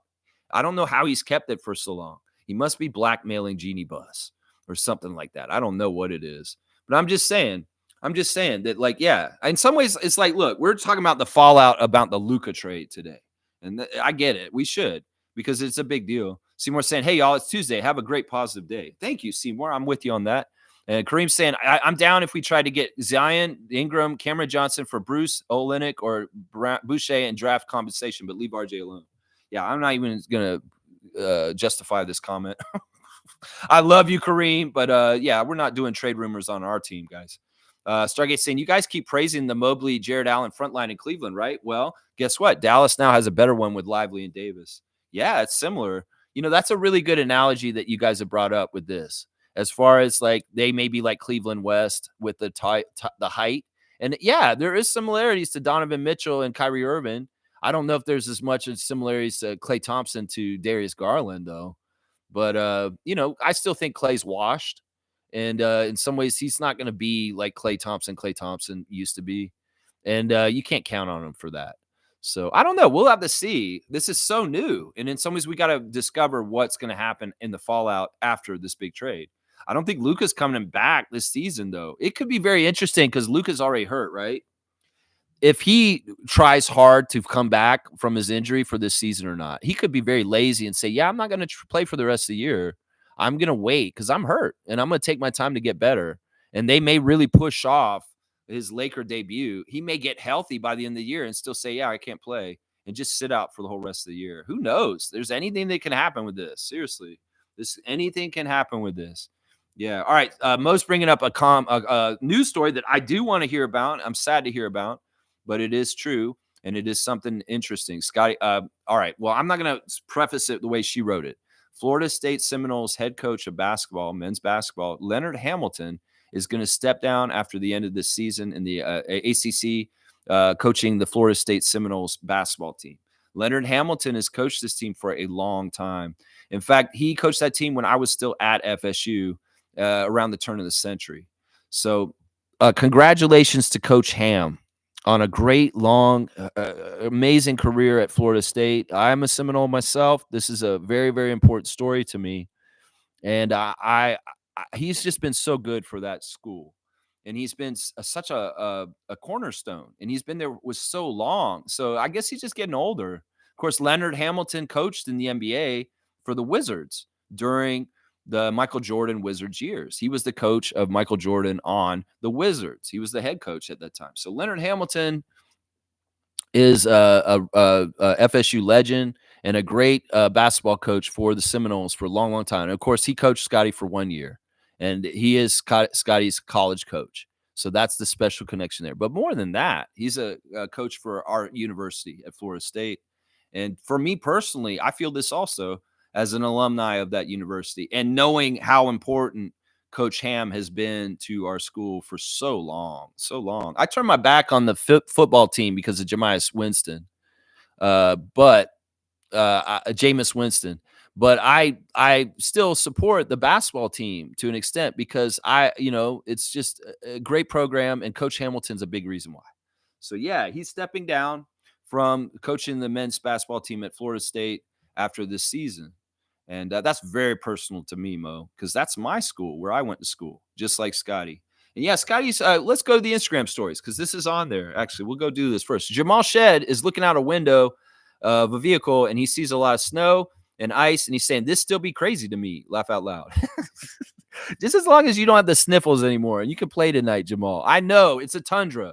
It's a tundra out there. It's an Arctic tundra. And in fact, this winter has been one of the worst winters in a couple of years for snow and cold. It's been very mild winters in last years, but this year, holy crap, it's been crazy.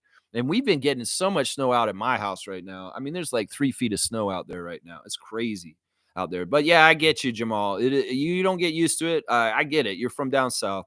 Grady's got his stat line from the game against the Clippers on there, and there's an action shot of him dunking it down. I love that. Matt Devlin thanking Ennis Emsmer for the RJ kidding me call. Of course, that call was uttered on Sunday against the Clippers when RJ had that left-handed throwdown. And they're doing a little back and forth. They're posting back and forth. Ennis is saying, it's an honor, Matty D. Are you kidding? RJ kidding me? And then Matt posts the response. So they're doing that little back and forth thing that people do with posting each other's responses back and forth. Hilarious. Esmer's had some good ones. There's Wubbs giving the nuts to Zubac from that big dunk in the fourth quarter, that dagger dunk. That angle from that side is awesome because he's really it's really a good shot. Go look at Jacoby Walters' Instagram stories and see that picture of him dunking it on Zubac from that angle. It really does. It's it's a classic teabag. Let's just put it that way. Norman Powell's got some kids playing on his Instagram. I don't know where that game is and where they're doing that, but yeah, they're out there playing. They're playing basketball. Them kids. They're playing basketball. There's Scotty's collars for his dogs. CC and Cardi collars. He's got the black and red ones for the more current Raptors look, and then the old purple motif with the lettering from the Vince Carter years. Yeah, some new collars for his girls, CC and Cardi. Beautiful dogs. Love your dogs, Scotty. Love your dogs very much. And there's the true tribute to Coach Ham from Scotty. Coach Ham, he's got the goats on there. And FSU's all-time winningest basketball coach, Leonard Hamilton, is resigning as a head coach at the end of the season. Yeah, Coach Ham looks good still. He looks very young for his age. And I don't know. In some ways, it's a changing of things at FSU. You know, we've had changes with great legendary coaches over the years, like Bobby Bowden when he had to leave and he passed away eventually. And then Mike Martin of the baseball team for Florida State was there for so long, and then he retired. And yeah, it's just he's one of those kind of guys, like Bowden, like Martin, Hamilton for basketball. And then we had for women's basketball, Sue Semro as our longtime coach there. Let's see. The Raptors are on the street, and they're talking to Aaliyah Edwards, Philip Kim, and RJ Barrett. And it's they're showing the behind the scenes of the PlayStation commercial they filmed in the underpass in Toronto with the businessman who's like, hey, what is RJ doing? Like, oh, we're going to play basketball. This is cool. A little behind the scenes stuff like there. There's the game day, 7:30 tip-off tonight against the Knicks. Let's go, Raptors. Kelly Olynyk with a highlight from the game, Kelly Jelly. He's got a little layup, a real fast little layup against the Clippers there. And Kelly was out eating last night. We got Kelly's smorgasbord of food pictures on Instagram once again. He was at a sushi restaurant. That looks like very tasty sushi. You're killing me, Kelly, with your food pictures. And then there's like a weird pizza. It's got weird toppings on it. I don't know what kind of pizza that is, but you're getting sushi and pizza in one sitting. Kelly, what are you eating, man? Are you trying to gain weight or something, man? You're going to try and eat 4 meals. There's like a steak, too. That man ate sushi, a pizza and steak last night. Somebody better weigh Kelly this morning and check his waistline real quick. This man was eating last night. There's another dish. It's like 4 fancy dishes on Kelly's Instagram from last night. There you go. Let's see. Jamal McGlure's chiming in on the tariffs on his Instagram, talking about does it affect Canadians, the tariffs and stuff. Very, very interesting topic. A lot of people have questions about it. Lloyd has got a picture of a cathedral on his Instagram, and he's listening to Mike. The song is Showbiz intro. Jay Nathan has got the Raptors put out a thing yesterday asking all the Raptors, because tomorrow's going to be 90s day at the game, 90s night. They're going to do a whole 90s motif throwback for the Grizzlies game. And they're asking all the Raptors, what are your favorite 90s songs? And Jonathan Mobo reposted it. His song is Belle Biv DeVoe, Poison. That girl is poison. I know that was horrible. I'm sorry. But yeah, a lot of different people. Garrett Temple thinks it's Joe. I Want to Know. Bruce Brown, he likes Soul for Real. And Manuel likes Tupac. And Grady likes TLC, No Scrubs. Is his favorite 90s song. Yeah, it's funny. They all got different songs and stuff they're going over that they like. Let's see. Who else do we got on the Instagram stories? JYD was on a podcast recently, Dog Pound Assemble, for a new podcast. And check that out. Let's see. Toronto Tempo. They're on the Marilyn Dennis show. Talking to Marilyn Dennis on Chum is Teresa Resch and the Toronto Tempo people. And let's see. Also, Davion has signed a new shoe deal with Curry brand. So he beats Steph Curry and the Golden State Warriors. And now he's signed a Curry shoe deal. So maybe while he was doing it, he's like, Steph, you going to hire me to be on your shoe deal? I'm going to beat you. And then that's what he did. So he beat him and he got signed a shoe deal. He's got something from that Denzel Washington American Gangster movie talking about loyalty and family is everything. So that's cool. I like that. Never forgetting where you came from, Davion Mitchell, on that. He's got all kinds of cool posts right now on here. He's messing around with video games and PlayStations and Under Armour. And there he is out in the yard last night at 10:30 with the dog in the snow, taking a bathroom break. So I don't know why Davion keeps showing his dog getting his outside, getting his bathroom breaks. But he has been checking in on his Instagram with an outdoor shot of his dog getting a bathroom break here and there in the last few days. There, and this morning at 9:52 this morning, Davion was down at the practice court for the Raptors putting up shots this morning. So checking in and putting in work at 8 a.m. this morning. That's right. Angolan Bruno Fernando has got a post. Everybody is a different story everyone is a different story in the same body, or something like that is what he's saying on there. Pascal's eating some food too, some good food. He's got the chopsticks out. That looks good. What are you eating, Siakam? This looks like barbecue eel or something like that. Oh, damn. That looks good. I don't know where he's at. But yeah, good fortune. Siakam had some fans who made a homemade Siakam jersey in Indiana. And he did a jersey swap for a real one for this guy's paper Indy 43. And so they did a jersey swap. He got a real Pascal 43, Indiana. And he gave him his paper one. So Siakam took it too. He's probably tickled pink about getting this fan's homemade 43 paper jersey that he made at the game. That's just how Siakam is. He's a real one. He's a human. He has a heart. All kinds of good action pictures of Siakam. And there's Gerald on my Instagram, and he's got a funny picture of Mr. Krabs. It says Kanye's wife and at the Grammys. Knock on the nacho. I'm looking at your Instagram on the show today. That's right. And what did Gerald listen to this week? He listened to Twigs, apparently. So Gerald's been listening to some Twigs this week. There's your Instagram stories. This is a little check-in on Gerald's Instagram real quick. Knock on the nachos. Yeah. The Grammys was this week. That's right. I heard about that. Cool Cat saying, that's why I always take the player's side with trades and contract. It's so inhumane. Luka just bought a $15 million home, and now he's moved. No discussion with one of the faces of the league. Embarrassing. Yeah, it is embarrassing. And it is like, some people made this joke. Like, I watched an old Kenny versus Spenny show recently. Kenny versus Spenny is controversial. They're Canadian. And they've done a really messed up things on their show before. And there's one episode where Kenny's doing a stand-up routine in front of people who are judging him, whether he's funny or not. And he makes the joke that the NBA is modern-day slavery. And in some ways, he makes the joke much better than I did. I just said what he says, basically. But he crafts it, and he does a punchline. but it hits so hard. In some ways, I'm insulted by it, but in some ways, he's right. It's a weird thing. These guys are getting paid millions of dollars. Now, Luka's a white guy. In some ways, some people may see this differently, partly just because of his race. It's a weird thing. They're like, oh, he shouldn't be having to do this because of this. Well, what if he's a black player? Would you feel the same way? I don't know. Some of this you have to parse out and kind of think about this in the whole big scale of how gross and disgusting trading people like commodities is and how it harkens to a very dark period of the United States history. And in some ways, yeah, I get it. These guys are privileged and they're not under duress and forced to do this, and they're paid millions of dollars. But in some ways, the actions feel the same. And that's what I would say about this. It is embarrassing, Cool Cat, because in some ways, you're counting on this guy as a cash cow to make you a bunch of money, generate revenue, and you can't even give him the time of day on what's going on with him. That's messed up. It's very messed up. Cool Cat saying Scotty would have a better game with OG out tonight. I think so, too. I think you're right. I mean, anytime Anunoby's not there, it's not helpful to the team he plays on. We know this from years of him being on the Raptors.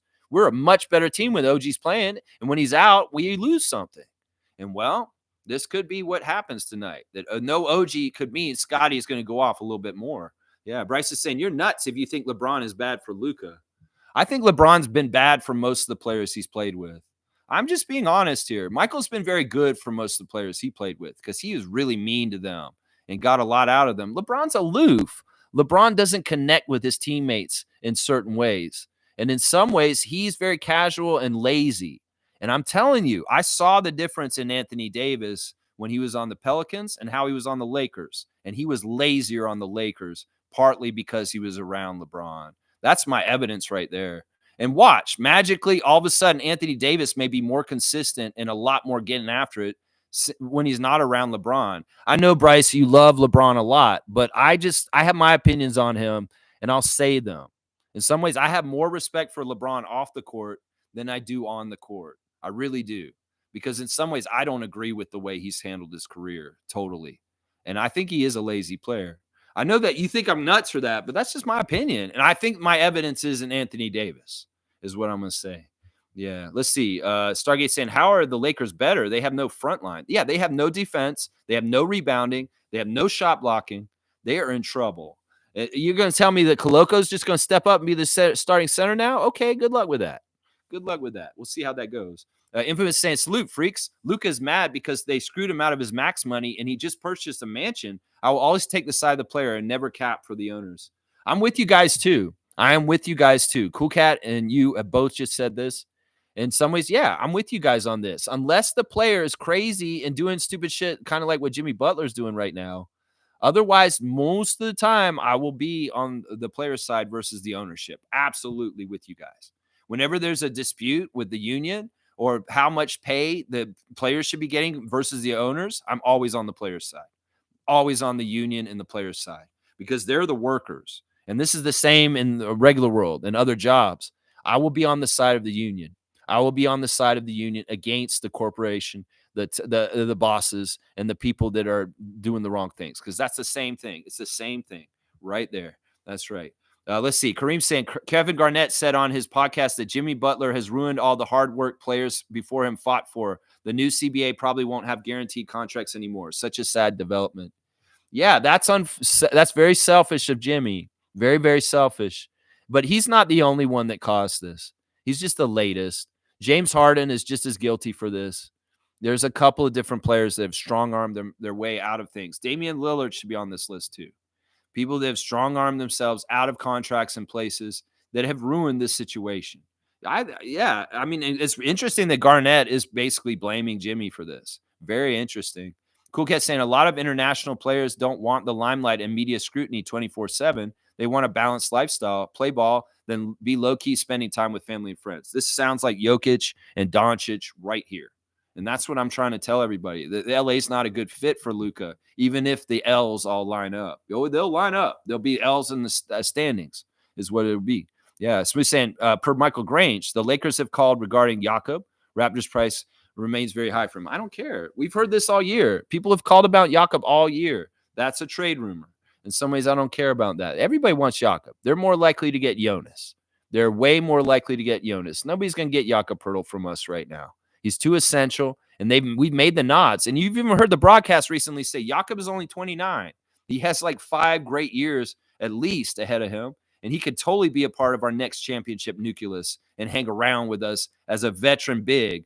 I mean, hell, look at Marc Gasol. How old was he when he won the championship with us on our team? So why the hell do people keep saying that Jakob can't be on the same timeline as Scotty? Is what I'm saying.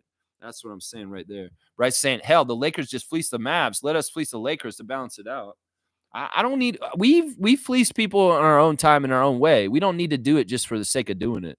Now, remember, once again, Bryce, the Lakers are going to get hand holding from the league. We're not going to get that.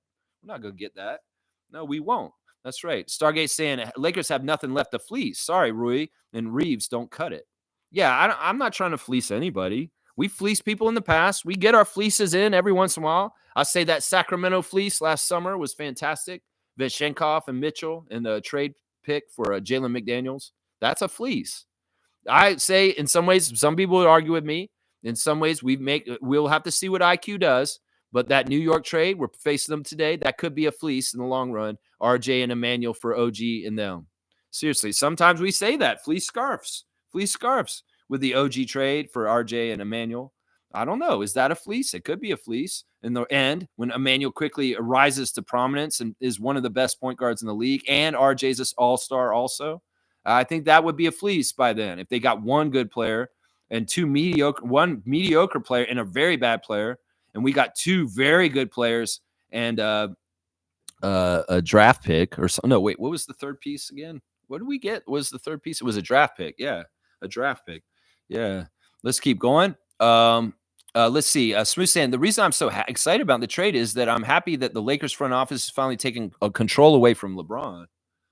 Yeah, I don't care about that. I have no vested interest in the Lakers figuring things out or getting better. In fact, I like the mess that it is out there. In fact, I'm very happy LeBron went to the Lakers in the long run because it got him out of the East, out of our way. And also, he's kind of been spinning his wheels and kind of having this part of his career kind of not go a whole lot anywhere other than that one championship in the bubble. So I'm happy he's been on the Lakers and there's been dysfunction. And in some ways, some people will be mad that I'm saying this, that he wasted part of his career in LA. Yeah, I'm happy about this. I have no problem with that.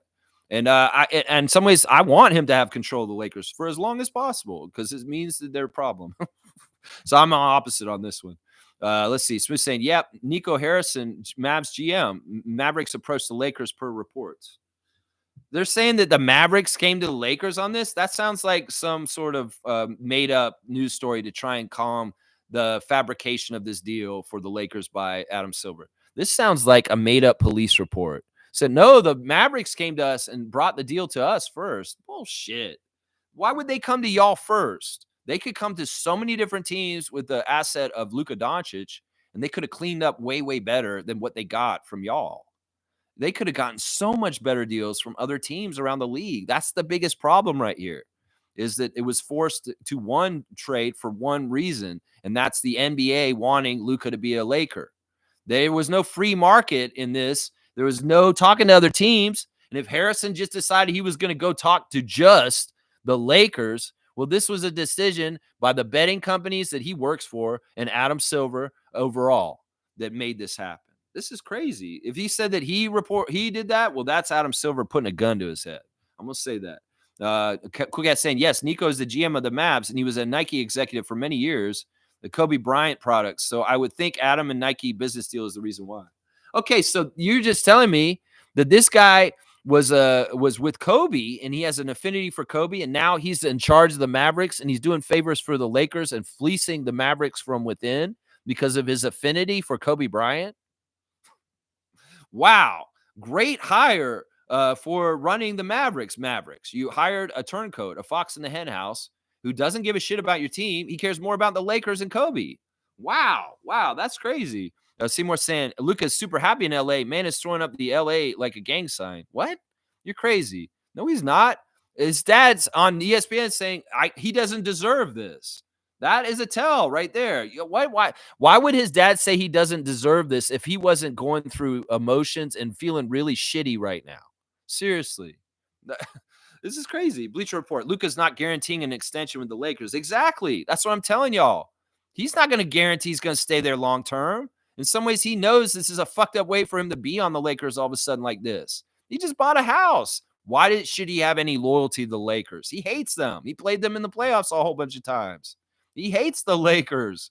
He has no affinity to them. Laker Nation just thinks that their shit don't stink and that everybody's just dying to play for them. Well, Luka is not dying to play for y'all.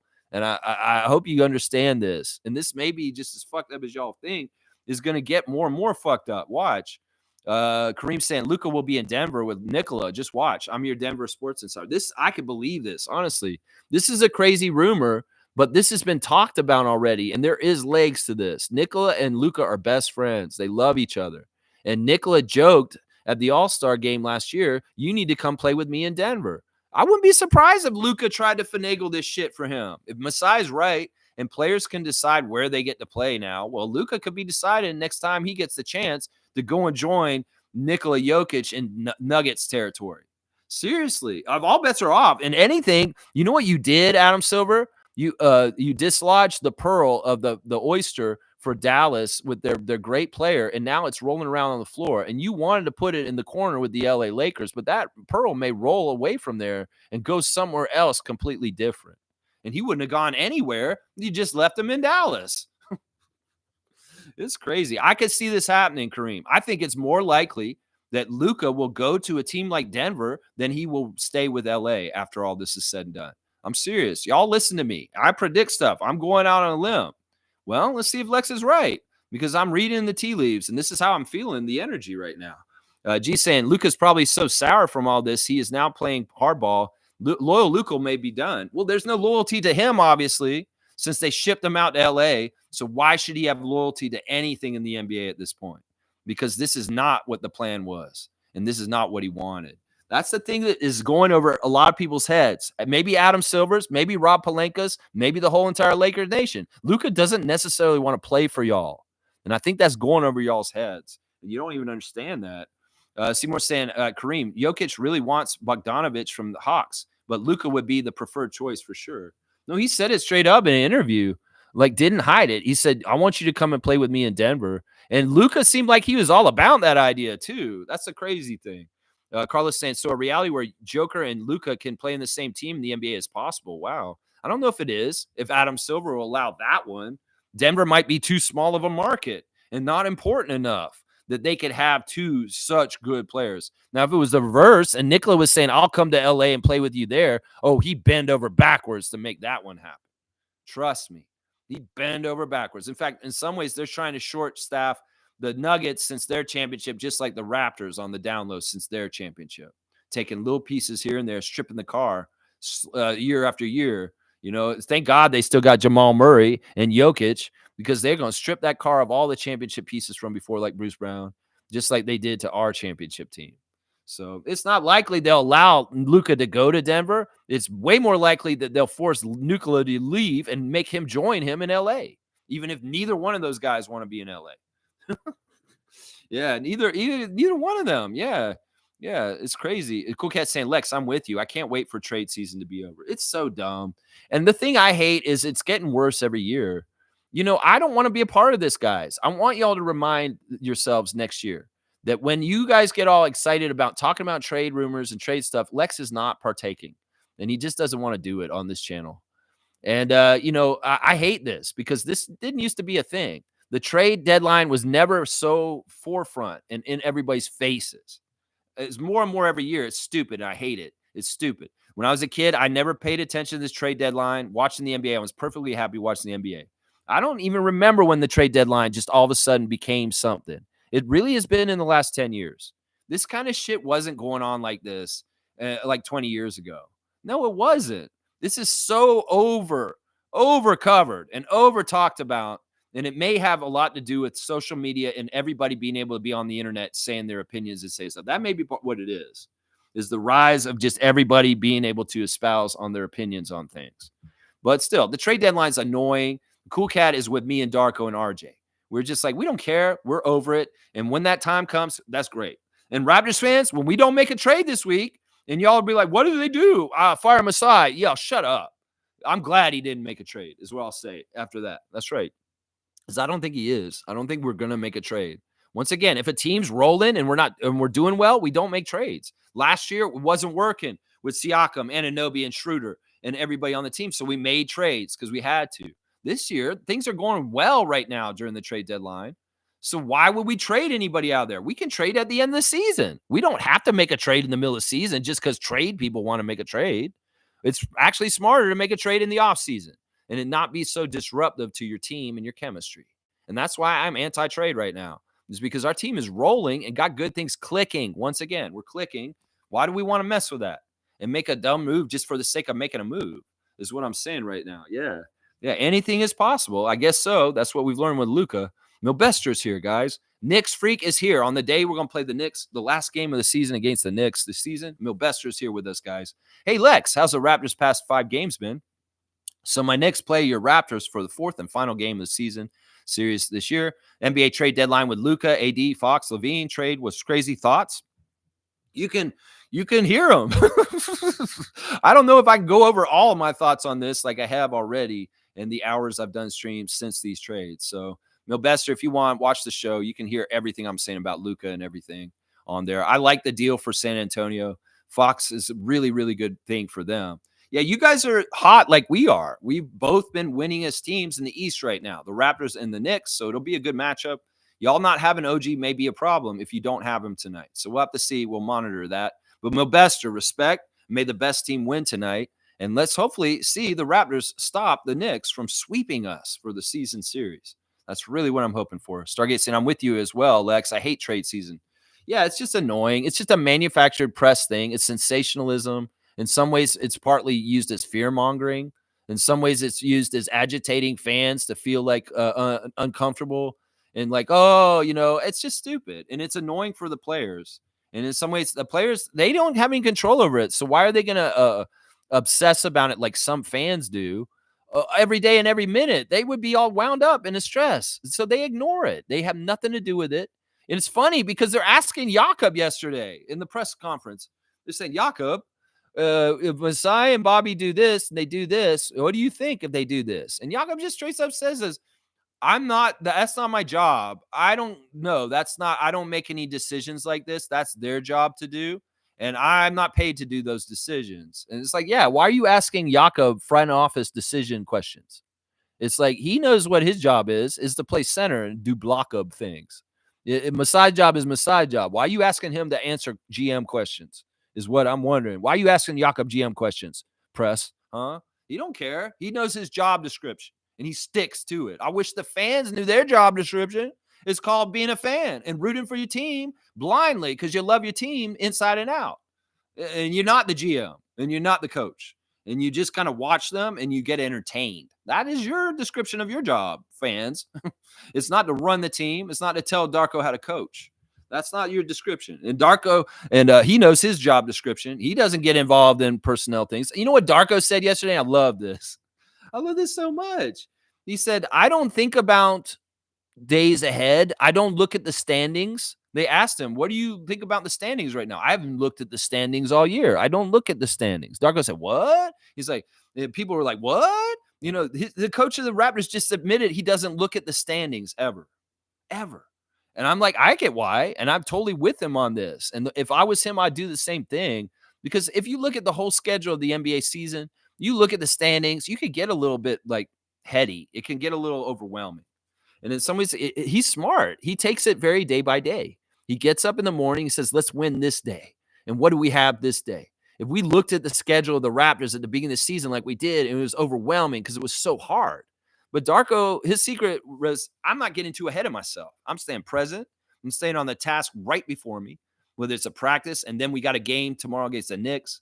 I'm staying ahead of things. He's not thinking about Grizzlies tomorrow. He's thinking about Knicks today. He's staying present. He's keeping his team on the page of where they need to be and what they're trying to do for the present moment.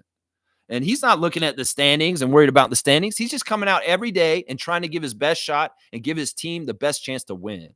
And that's the way I look at it too. The standings, people can get hung up on position and Cooper flag and draft and all this stuff and the lottery and all this stuff. No, Darko doesn't care about that. He's been told by the team to try and win and build and develop this team and a rebuild and win as you can. And don't worry about trying to lose on purpose. God forbid, these idiots that are saying this stuff. So he's not even looking at the standings. He's not looking ahead. He's staying in the now, right now. And today it's the Knicks. And that's all he's thinking about right now. And I love him for that. And that's the best way to be. He's staying in the now. He's not letting distractions. He's not letting extra stress come in his life by getting it too overwhelming with thinking about too much ahead. And that's the best. Because honestly, this schedule this year, if you were that kind of coach that looked ahead and planned a lot in weeks, you would be getting so frazzled and upset and stressed out because the stuff that's ahead is hard. It's hard. There's a lot of hard games this season. If you look at all of them at once, you could get a real overwhelmed. But he's smart. He's smart. And he does the same thing with all the players. They're really compartmentalizing. What is our attention on and what are we working on today and what are we doing? We're winning the day today. Well, today's a game against the Knicks. Let's beat them. And nothing else matters other than that right now. And I love that. That's my coach. And it's showing success. And that's part of the reason why these guys have a short memory on the losses earlier this season and they can win like they are right now. Is because we're staying present. And that's awesome, man. I love that. I love that, man. I love that. Bryce is saying, praying for you and your family, MJ. Yeah, we hate to hear any of the Raptor freaks losing anybody from their family anywhere. I hate hearing this stuff. I hate hearing this stuff. Seymour saying, broken glass, Stone Cold theme music, please. Dun dun dun dun dun dun. Dun dun dun dun dun. Dun dun dun dun. What? What? What? What? What? DTA, don't trust anyone. So he's saying, at Fiercey, I missed your comment regarding your brother. I'm so sorry for your loss. Yeah, if anything, we're going to send our condolences and our loving energy towards you, MJ, and your moment of grief right now with what's going on. We care, and this sucks, and we hate hearing this news. And I wish all the best sympathies and the best things happening for you guys. And I know you're going to figure out a way to cherish and honor your brother's memory somehow, some way. I really, really know it. Yeah, most saying post news worthy. Look how I post. Look, follow it. Post news worthy. Look how I post. Follow it. What is that? Post newsworthy. What is that? Oh, you're telling them to start post newsworthy. Yeah, I mean, Monique, you're not totally perfect either, but you guys are been doing better more and more recently. I think it's just the trade deadline. There's a lot more crap coming in. There's a lot more crap.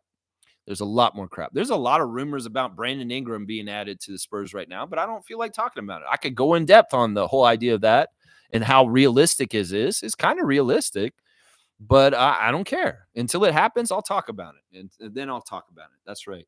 Cool Cat saying, my condolences to Fiercey. Embrace the memories and support love from everyone. Yeah. Life is short, so make it count. And don't waste time. Don't procrastinate, especially with making things right with people that you love.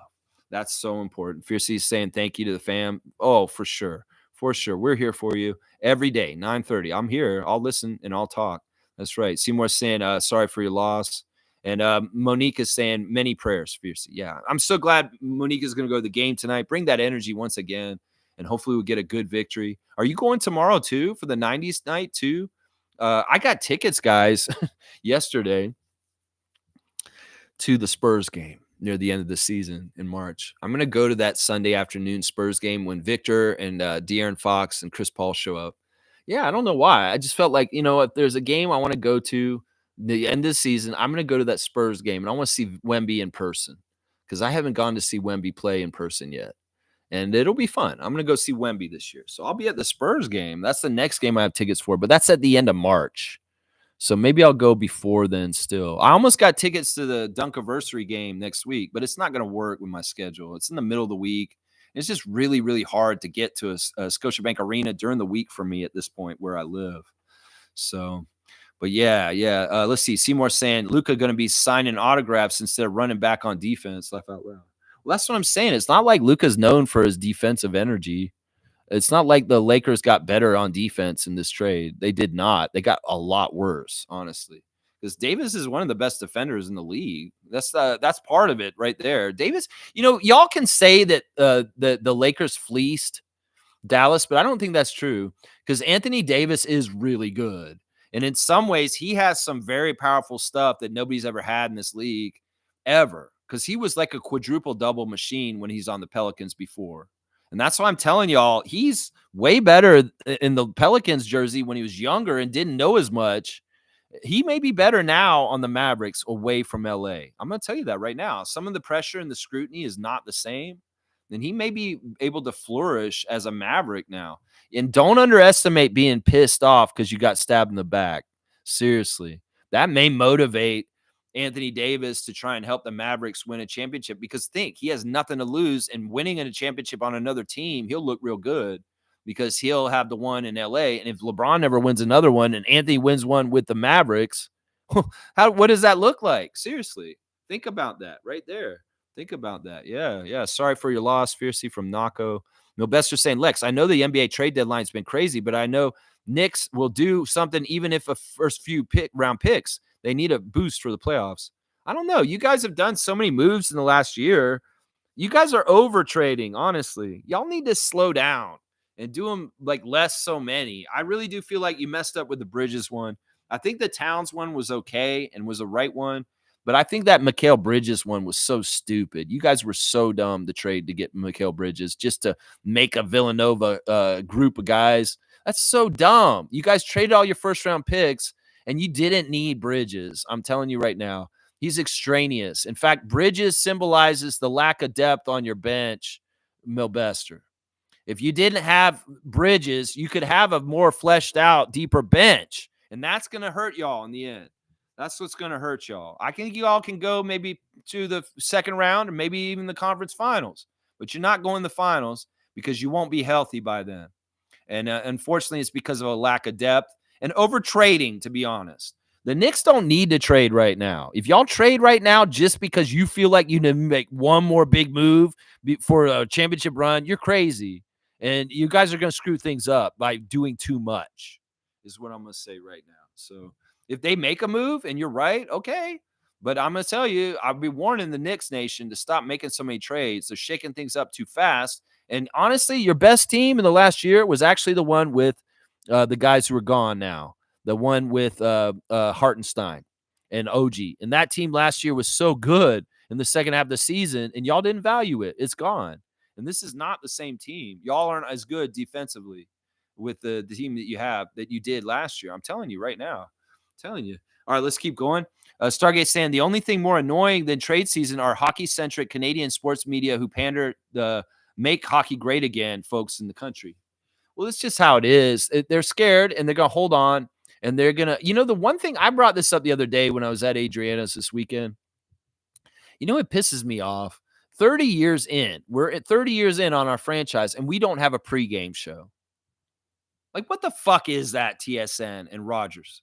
The Orlando Magic, when they first started, I was down in Florida in 1980s, in the late 80s, and they had a beautiful, amazing half hour at least, if not hour pregame show every single game. Before the Raptors game, there should be an hour-long pregame show before the game starts, all basketball, talking only basketball. But they'll never do that because before Raptors games is usually around Sports Center, and they'll do every sport. We should have a dedicated pregame TV show. Every single game should have a half-hour lead into the game before the game starts. If we were legitimately right, MLSE, if you're listening to me, this should be happening. This should have been happening all along, honestly. And the fact that hockey takes away from our airtime all the time, this is one of the ways. Every single other team in this league has a half-hour pregame show before their games, but we don't because of hockey. And I'm sick of this shit. So Bell, Rogers, get a half-hour pregame show for the Raptors every single game. You do it some games. Yes, you do. Sometimes you do have a half-hour pregame show, but quite often you do not. And in some ways, you're lacking for that. So that's why I do a preview in the morning for y'all.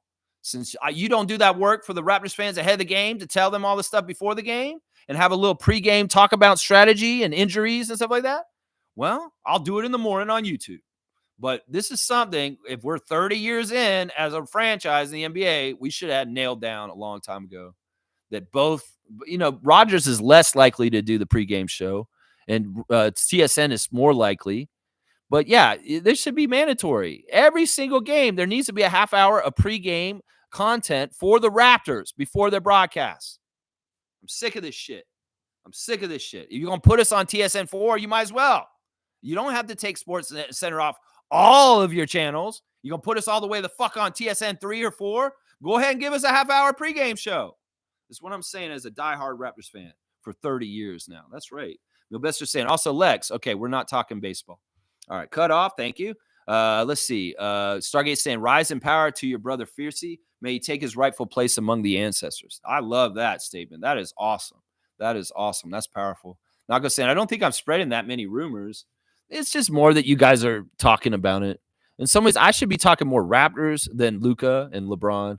I should be talking more about the Raptors than the Warriors trade speculation. That's all. You know, in some ways, I'm annoyed with it. I've singled out people and said, don't talk about it. And Seymour's calling out y'all for not following the rules, is what we're saying.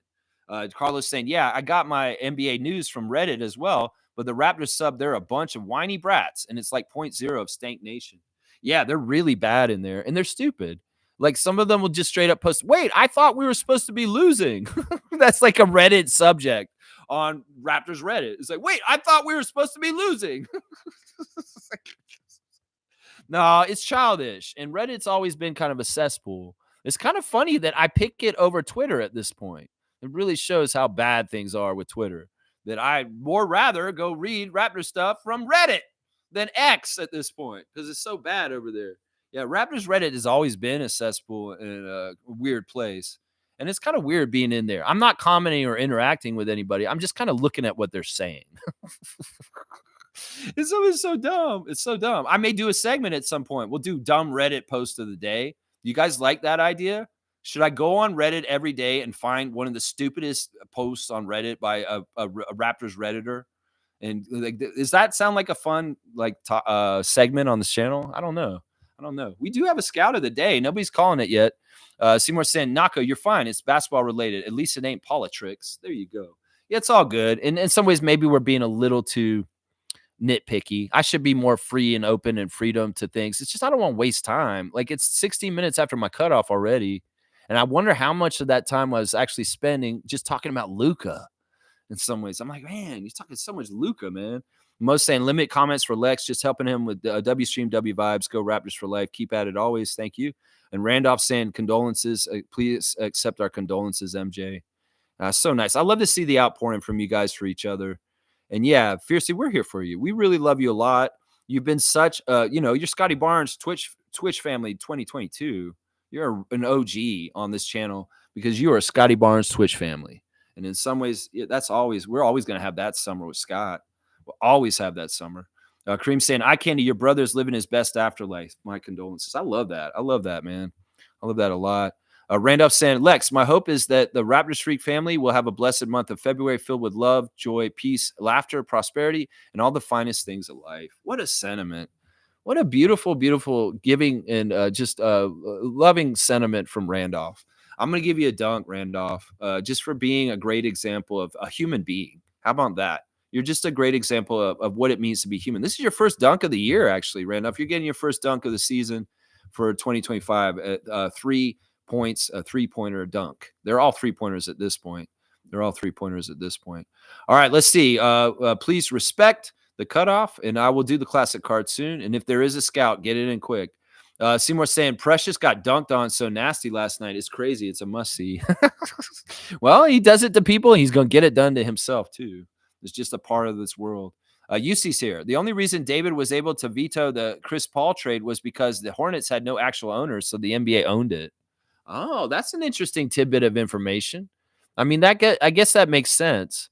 That's the only reason why he was able to step in and do that is because he was acting as the owner of the Hornets, and he thought that it wasn't in the best interest of the Hornets. Interesting. Cool Cat saying, I hope paparazzi leave Luka's wife and kid alone. I remember Giannis had to deal with paparazzi when he took his wife and kids to California. I remember Siakam was pissed at TMZ after winning the chip. Yeah, I mean, that's just a different kind of lifestyle out there. And I'm telling you, man, not everybody just wants to be a Laker. And they don't understand this out there. They're so up their own ass that they just think everybody's just dying to be a Laker. And that's not totally true. There are a lot of people that are dying to be Lakers. But you shouldn't just assume that everybody wants to be a Laker. That's what I would say. Cool Cat saying Raptors super fan Monique Lawrence, the greatest. Limit the comments for Lex, just helping us keep the stream vibes. Yeah, thank you, Cool Cat, for pushing Monique's message and bumping it. Thank you so much. Blackhawks here. Good morning, Neil. Good morning, Raptor Freaks. Fiercey, number one, condolences to you and your family. There you go. And number two, Seymour, I shot the sheriff, but I couldn't shoot the deputy. Okay. Bob Marley, appropriated by Eric Clapton. I shot the sheriff, but I did not shoot the deputy. Woo-hoo-hoo! Yeah. Stargate saying, can you imagine if Kyrie ends up taking the Mavs to the finals without Luka? That's the ultimate FU to the league. I'm rooting for him. I'm the same way. In some ways, it's like weird. Think about this. Davis is showing up, and Kyrie is like, yeah, we're away from him now. Now you get to have post LeBron life like me, man. I'm going to show you what this is like, Anthony. Yeah, Kyrie and Anthony Davis have a lot in common. They've won championships with LeBron, and they've gone on since to other places and done other things since. Well, let's see what happens. Maybe Kyrie and Anthony will bond really well. I mean, they know each other. We got to think about this. They have a prior existing relationship from All-Star games and Team USA stuff. So they're probably very well known to each other as far as they know each other and they're friends. And it could be very interesting to see the chemistry between Irvin and Davis on the Mavericks because, they're like that. And they could work really well together. Trust me, they could work really well together. So I'm totally with Stargate on this. I want to see the Mavericks kick ass now, not necessarily because of their ownership and them profiting off of it, just as an FU. In the same way as Stargate is saying this. I'm with you on that. All right, I'm going to do a classic card soon and laugh out loud. Laugh out loud. That's right. Laugh out loud. Seymour saying Blackhawk, laugh out loud. There you go. Smooth saying that is what it is. With the emergence of the internet and most everyone in the world having access, it's blowing up hard. Trade deadline stuff. Yeah, there's just more voices. There's more opportunities. I mean, hell, I'm an example of it. I have a YouTube channel that people actually watch where I can espouse my everyday man kind of opinions on this channel. It's like, you don't have to be in press or on print or in TV to espouse what you're saying anymore. There's so many different venues, and some of them are just social media comment spaces. So it's just part of it. It's just how it is. It sucks. So I want to be part of the against it and not contributing to it is what I'm going to try and do. Stargate saying they shouldn't trade anyone right now. Make the decisions in the offseason. Yeah, it's too much pressure. Things are too agitated. Obviously, the Mavericks aren't thinking straight, and they got pressurized to do this. The Nico Harrison, I don't know. Where's the gun? Was the gun to the back of your head or to your ear by Adam Silver? Nico. Blackhawks saying Kyrie never had a center like AD in Brooklyn, so the odds are in his favor. I really do think they're going to bond post LeBron. Seriously. There's a lot they have in common. Because at a certain point, Kyrie did not want to play with LeBron anymore, and he got away from him, right? Well, this isn't the same. Anthony kind of wanted to still play with LeBron, but in a post-LeBron world and adjusting to it, Kyrie's the perfect person to counsel AD. That's what I'm saying. Is what I'm saying right there. Trevor's saying, Fiercey, accept my condolences. I know how it feels. I lose a family member every year of the past 5 years.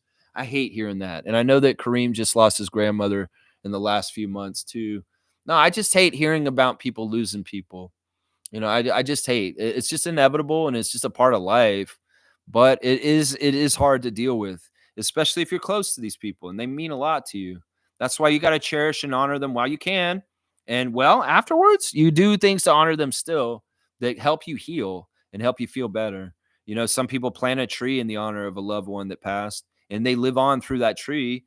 There's all kinds of different things you can do. Some people do scholarships. Some people do different programs, or they name something in their honor.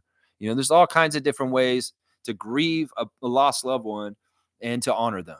And I hope that God willing, Fiercey will find closure and solace in an activity to honor her older brother. That would be fantastic. I want that for her. Milbester saying, also, Lex, OG got hurt during the Lakers game, but luckily it was a negative with foot sprain. Could have been worse, even though we lost the game and LeBron torched us. We need OG for the playoffs. That is not an understatement. That is the most important thing you've said on my stream ever. Yes, you need OG for the playoffs to do anything. And in fact, you may get exposed tonight, guys. Milbester, the Knicks without OG, they may have trouble with the Raptors tonight. We'll have to see. If you know whether he's going to play tonight for sure, because that's going to matter. That is a big deal, whether OG's in or not. It may very much decide whether y'all win tonight. Seriously. So we'll have to see. He sat out last night, so maybe he's rested enough to play tonight. But OG's a big key to this game for y'all's chance to win. If he's out, we got a good chance to win. If he's in, it's harder for us. We're playing really well right now. You're going to be surprised how good the Raptors are right now, Milbester. We're way better than the last time you saw us around Christmas. And we got our shit together. So we're going to be very dangerous to y'all today. You're going to see that. Yeah. You're going to see that. Milbester saying, you think the Raptors will make a move at the trade deadline? I hope not. If they do, I hope it's just Bruce Brown. Lex, for next season, or do they wait until offseason to draft and make trades with their picks and players? I know the Knicks will make a move. You know they will. Well, I wouldn't if I was y'all. And I don't think we will either. We'll have to see. Once again, I'm a reactor. I'm not a prognosticator of that nature where I'm trying to prognosticate or predict trades. I'll predict things and how they'll work after a trade, like Luka in LA. But I'm not going to try and predict out of thin air what trade is going to happen and which player with this and this, because there's too many possibilities. It's not worth putting the energy into. So you guys may make a deal, but I'm really hoping our Raptors don't. I really do, unless it is with Bruce Brown and it makes sense. Boss Take's got the Canadian flag. I love that. Most saying I'm going tomorrow. Yes, back to back. So she's got double duty. She's going to be feeling it. Actually, the next 2 weeks have weird Tuesdays and Wednesdays where there's a lot of 905 and Raptors at the same time.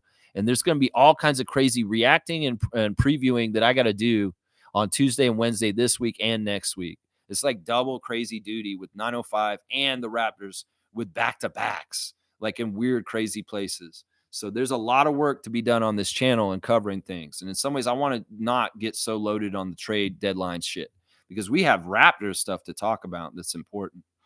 Seymour saying, Nico met Pelinka for drinks before the trade. Pelinka was drinking water. That's kind of funny. All right, Seymour, I'll give you that joke. So, yeah, you think that he was drunk, and that's why he made that deal. And Rob Pelinka was not drinking. Okay. All right, Seymour, you're at 18 now with your 6th dunk of the year so far. Smooth saying it's hard to find the Raptors games. Sportsnet shows hockey on 4 out of their 5 channels. Yeah, I mean, it's true. Like before the game on Sunday, they had an hour-long special on the top 50 goals in sports. And it's all soccer and hockey highlights with the net. And I'm like, this is not a good lead-in for the Raptors game. Why are you not showing a basketball-oriented show? Maybe you could put a half-hour pregame show on with the in-studio talent early, talking in the studio, showing some interview clips, and talking about the Raptors a little bit more. Hello? No, we have never had a set pregame show. Part of it may be because we're split between 2 channels and Sportsnet and TSN. But get your shit together. And whichever one of y'all gets a regular half-hour pregame, I'll take a half hour. I don't even want an hour. Some teams get an hour pregame. I'll take a half hour. Whichever broadcast gets that half-hour pregame, you'll be my favorite again. Right now, TSN's my favorite. Right now, TSN. Milbester saying, Lex, I think the Knicks will get Valanciunas at the trade deadline Thursday. We have the Wizards' first-round pick. We can give them their pick back and maybe trade Mitch and others. That's my guess. I mean, that's interesting. You want Valanciunas. I'm telling you, the market for Valanciunas is out there. He's going to get moved this week. Jonas will get moved, and he may be going to either one of those 2 teams. I could see him going to the Lakers. I could see him going to the Knicks. That's very plausible. That's why I'll talk about something that looks like it could actually really happen. And, you might be getting Valanciunas. And that's interesting. You'd give them their pick back. Okay, you guys like that idea? All right, maybe we'll try it. Maybe we'll try it out for once. And I'll do like all right, stupid post from Reddit for today, from Raptors Reddit, and I'll eviscerate it on the air. Stargate saying, yeah, 30 years in 2025, and the Canadian sports media still gives more coverage to non-Canadian NHL teams than they do the Raptors. This needs to be called out more loudly. Thanks, Lex. I've been calling this out since the beginning. I've always thought that the Raptors have never gotten fair coverage in the sports media in Canada since the beginning. In the beginning, maybe they had an argument that they didn't deserve it, but we're a winning franchise. We win more than the Leafs now, and we deserve it more now. That was the argument before when I used to bring this up 25 years ago. I used to say shit. Why aren't the Raptors getting the same kind of coverage on Sportsnet? Why are they not getting as much like TV stuff? They get so disrespected. They get preempted for curling even. And it hasn't changed to a degree, but it has.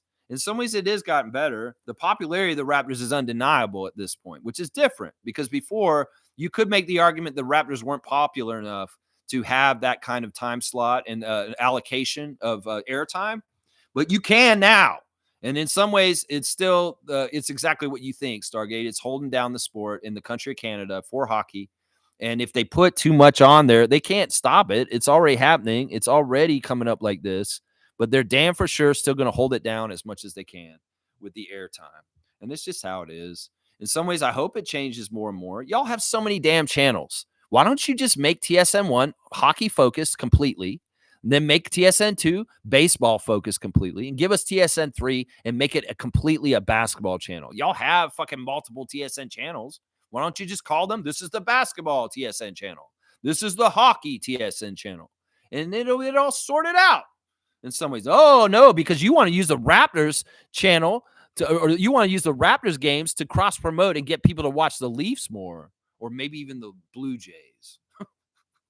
You're using the channels and the Raptors games to advertise to get more people to watch hockey? Wow. Do you ever do that the other way? Have you ever advertised the Raptors on a Leafs game? I don't think you have. I think you barely ever have. I may not know because I never watched the Leafs, so I wouldn't know. Yeah. Wayne saying, morning, Raptor freaks. Knicks are vulnerable for a whipping. Let's go, Raptors. Yeah. Yeah. I mean, if we're going to beat the Clippers on a Sunday with Kawhi, we can beat the Knicks at home tonight to stop the season sweep of the Knicks over the Raptors this season. They swept us last year. I hated it. I don't want it to happen again. We have to win tonight, Raptors, is what I'm saying right now. Yeah, Seymour saying, why you turn your back on the FSU football program, Lex? Because Jameis Winston raped a woman and got away with it, and the university covered it up. And I was ashamed of my university at that time, that they did not listen to this woman that got raped by Jameis Winston and multiple FSU football players. And the law enforcement in Tallahassee and the school covered it all up. And that shit is true. And Jameis Winston has faced no repercussions for it. And I forget about him walking out of Publix with crab claws. That was stupid. And that was a dumb thing. He wasn't thinking. He didn't think about he had to pay for them. He just walked out and he got arrested for shoplifting crab claws from a Publix grocery store in Florida. It was an honest mistake. And some people try to make that a big deal. No, the big deal with him was that he raped a woman at Florida State when he was the quarterback of the Florida State Seminoles, and they covered that shit up. And it made me so disgusted with my own school. I'm not proud to be a Florida State alumni anymore because of that kind of culture and that kind of thing. So that's why I hate Jameis Winston. A lot of people love Jameis Winston. They think he's a great quarterback in the NFL. Well, they don't know the truth about him. He's a rapist. And he raped a woman, and she got away with it because they covered it up.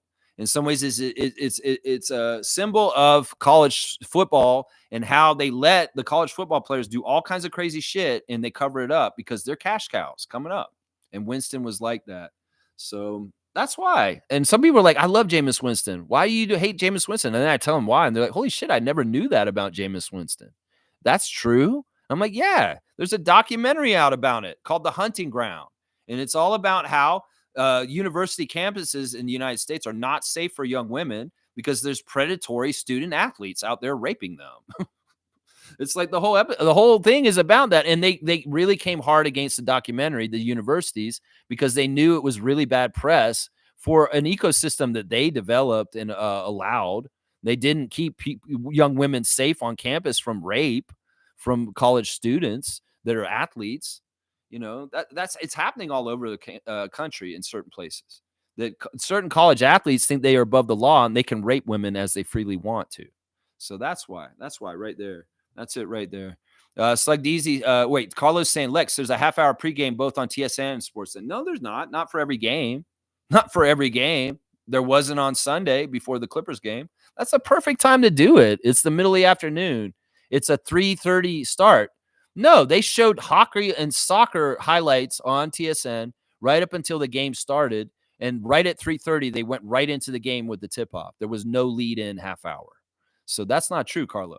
They may sometimes have a half-hour pregame show. I'm not saying they never have it, but they don't have it dedicated, and it's not there every game.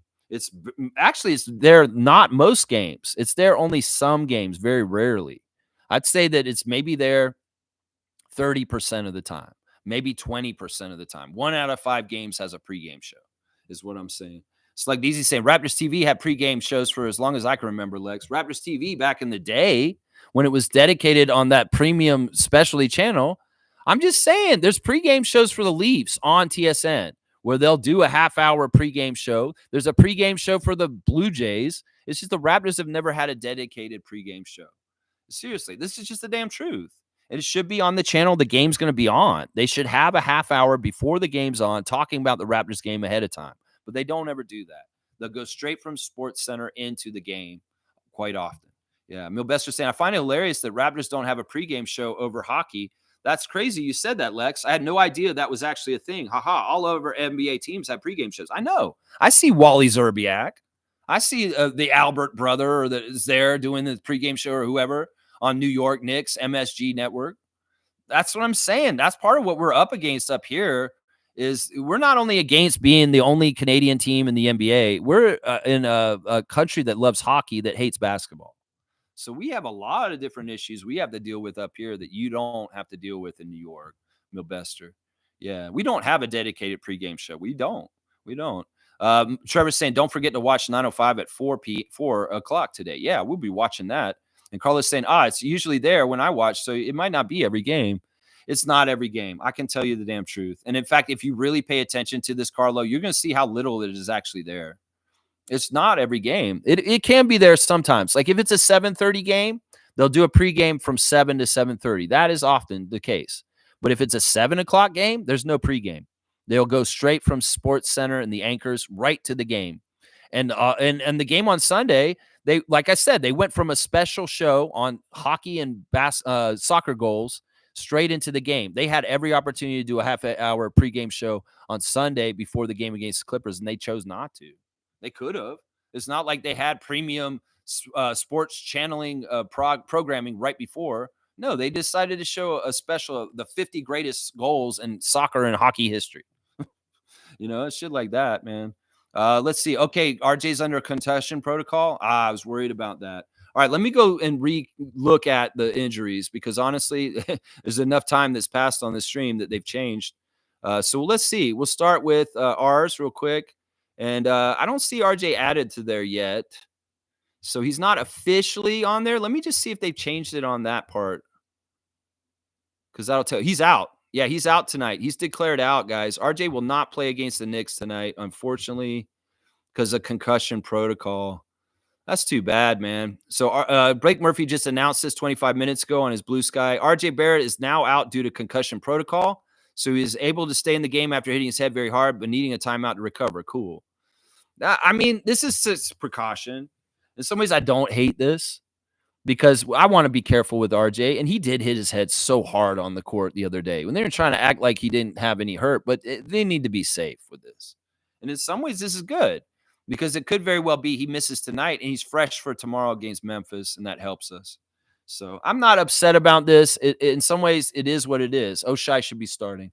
It should be Oshai in there with Grady and Emmanuel, Scotty, and Jakob. That'll make us have 3+ defenders in the starting lineup, and that actually may work out for us in the long run with Abaji starting in the place of Barrett tonight. So that's too bad. Thank you for the breaking news, Randolph, on RJ right now. Yeah. The best are saying, but isn't Raptors games on TSN? Don't the Jays air on that channel with the Leafs in Toronto? I know there's 3 main franchises in the city, including the NFL. All right, the Rogers Sportsnet is owned by Rogers, who owns the Blue Jays. And the deal is, Milbester, that all the Raptors games are split 50-50 between TSN and Rogers. So half our games are on TSN Rogers and TSN Bell, and half our games are on Sportsnet Rogers. So that's why sometimes games that will have Jack Armstrong announcing, that's TSN, and Alvin Williams will announce for our Sportsnet games. So the Blue Jays channel covers half our games, and the Leafs channel covers the other half. That's the arrangement, Milbester. It's like saying, we do, Lex. It's called Raptors Game Day on NBA TV. Every game for years and years. Maybe you don't get that channel. Yeah, I don't get that channel. That's like premium extra channel. Yeah, I don't get that channel. If that's you're going to count that pregame as being the pregame, I've never seen that channel. I don't even know who hosts that channel. So how the hell am I going to get that pregame if that's not on there? No, I'm talking about on the channel that the game's going to be on, not where you have to switch channels or nothing. There should be a half-hour pregame show before every Raptors game that's broadcast on the channel that's broadcasting it. I shouldn't have to have NBA TV to watch the pregame and then switch over. That's that way MSG is for Milbester and the Knicks, that they got Wally Zerbiak in there talking for a half hour before the game. So, yeah, I didn't know this. I don't have NBA TV, so I wouldn't know this. And, I'm saying that I want a pregame before the game on the same channel that leads right into the game. That's what I want. And that's different. That's different. Milbester's saying, damn, that sucks. I wanted to see him play as a former Knick, but at least it's for a precaution. Can't have his concussion get worse, and the Raptors need him healthy next season. RJ gets small injuries. Yeah. The thing about with RJ is he finished the game after hitting his head. That's why Blake Murphy's like, well, he continued to play in the game. They didn't take him out of the game after that. So if it's a concussion protocol, he should have left the game immediately after that. And I get that reasoning, but it's also a good excuse, a precaution, and it is what it is. I'd like Milbester saying, I want to be careful with RJ. I want to be careful with RJ. So no RJ tonight. We're changing the injury news. Bruce Brown's questionable due to the face injury, and Chris Boucher is questionable due to illness, and RJ is out. That is just the news now. So I'm speculate that Ochai Agbaji will start. The Raptors are given a 49% chance to win this game, 51% chance for the Knicks by ESPN right now. On the other side of things, the injuries for the Knicks currently right now are that Pacome Dadier is ruled out for the game last night. We'll see if he's available tonight, the young rookie from France. Mitchell Robinson is cleared for contact activities in the practice, but he is out for today's game still. And OG's day-to-day, they're saying that Coach Tom Thibodeau said prior to the game against the Rockets yesterday that Anunoby is considered day-to-day after x-rays on his right foot revealed the forward is dealing with a mild sprain. Well, we'll see. If OG's playing or not, that is important. That's an important distinction, and the Knicks have a way better chance of winning if OG's in the lineup. If he isn't, it's a better chance for the Raptors.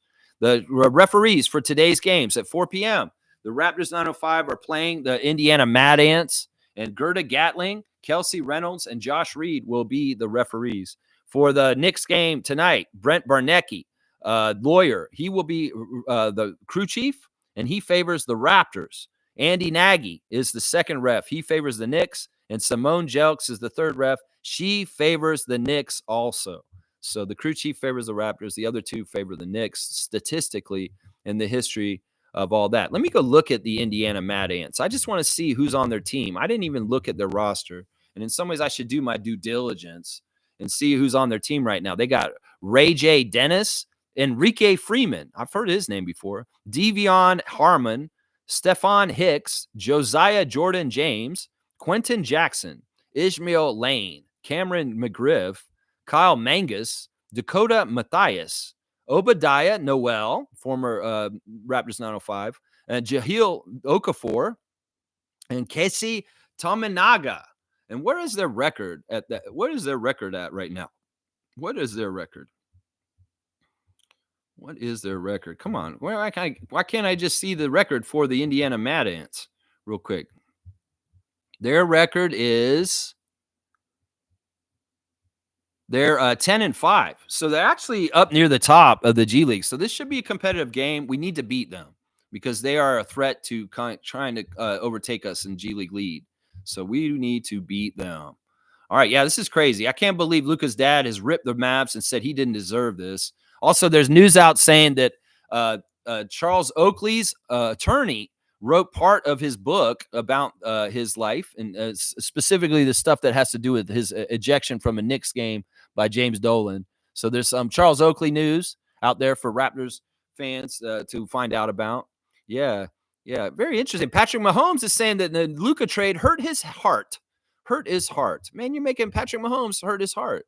Happy birthday to three-point champion in the Raptors history, Jason Capono. We just talked about Jason the other day. And now it's his birthday today, guys. He is 44 today. 44 years old today. Jason Capono, happy 44th birthday. Very, very happy to see that. Y'all, if you have a fantasy team, y'all take care of it. Oh, yeah. Let's do the classic card real quick. We're right at the end. Oh, no. Quit commenting, Milbester. Please quit commenting because I'll read it and I don't want to keep going. Monique said no more comments. I'm just doing finishing up.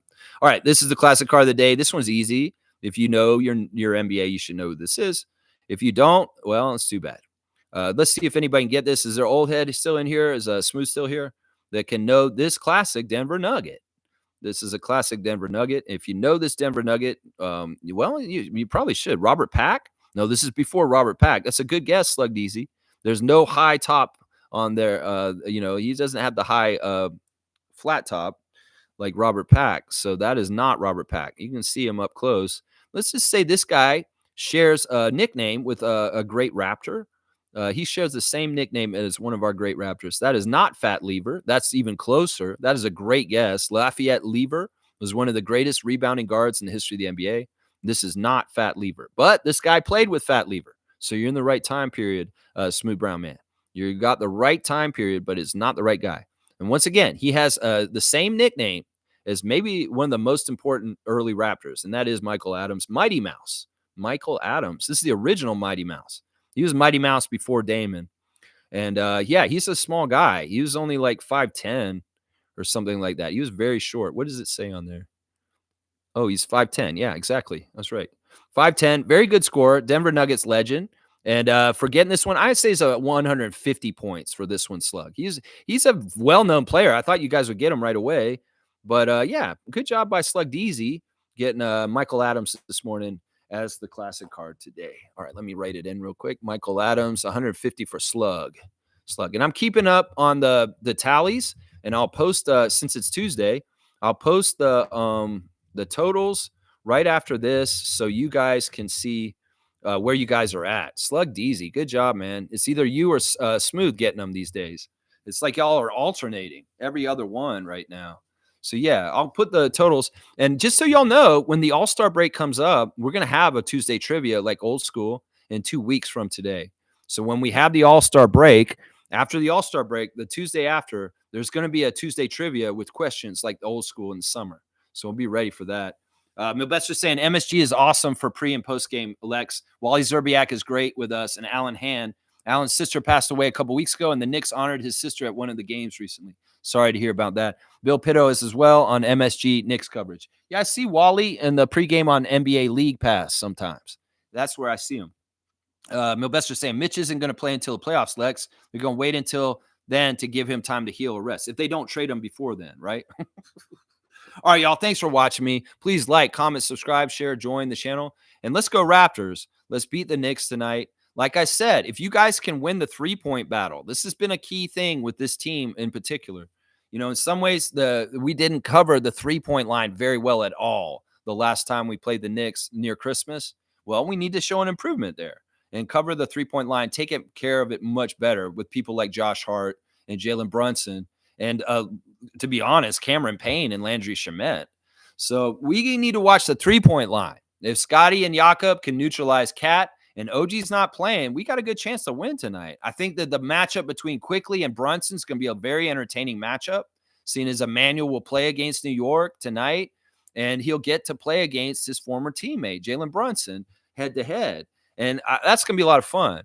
So let's see Davion Mitchell, Jamal Shed, and Emmanuel Quickly contain Jalen Brunson the best they can because he has been playing very, very well recently. So there's a couple of my keys to victory tonight as far as things. All right, y'all. Thanks for watching. I'll see y'all at 4 p.m. in the YouTube chat for the Indiana Mad Ants versus Raptors 905 game at 4 o'clock. And then later on tonight, the Big Enchilada at 7:30, Raptors with the Knicks in town playing against them. The last game of the season. Stop the season sweep, Raptors. Do not let the Knicks sweep you for a second year consecutively in wins. We have not beaten the Knicks in a regular season game since Nick Nurse was our coach. So we need to beat them tonight for Darko.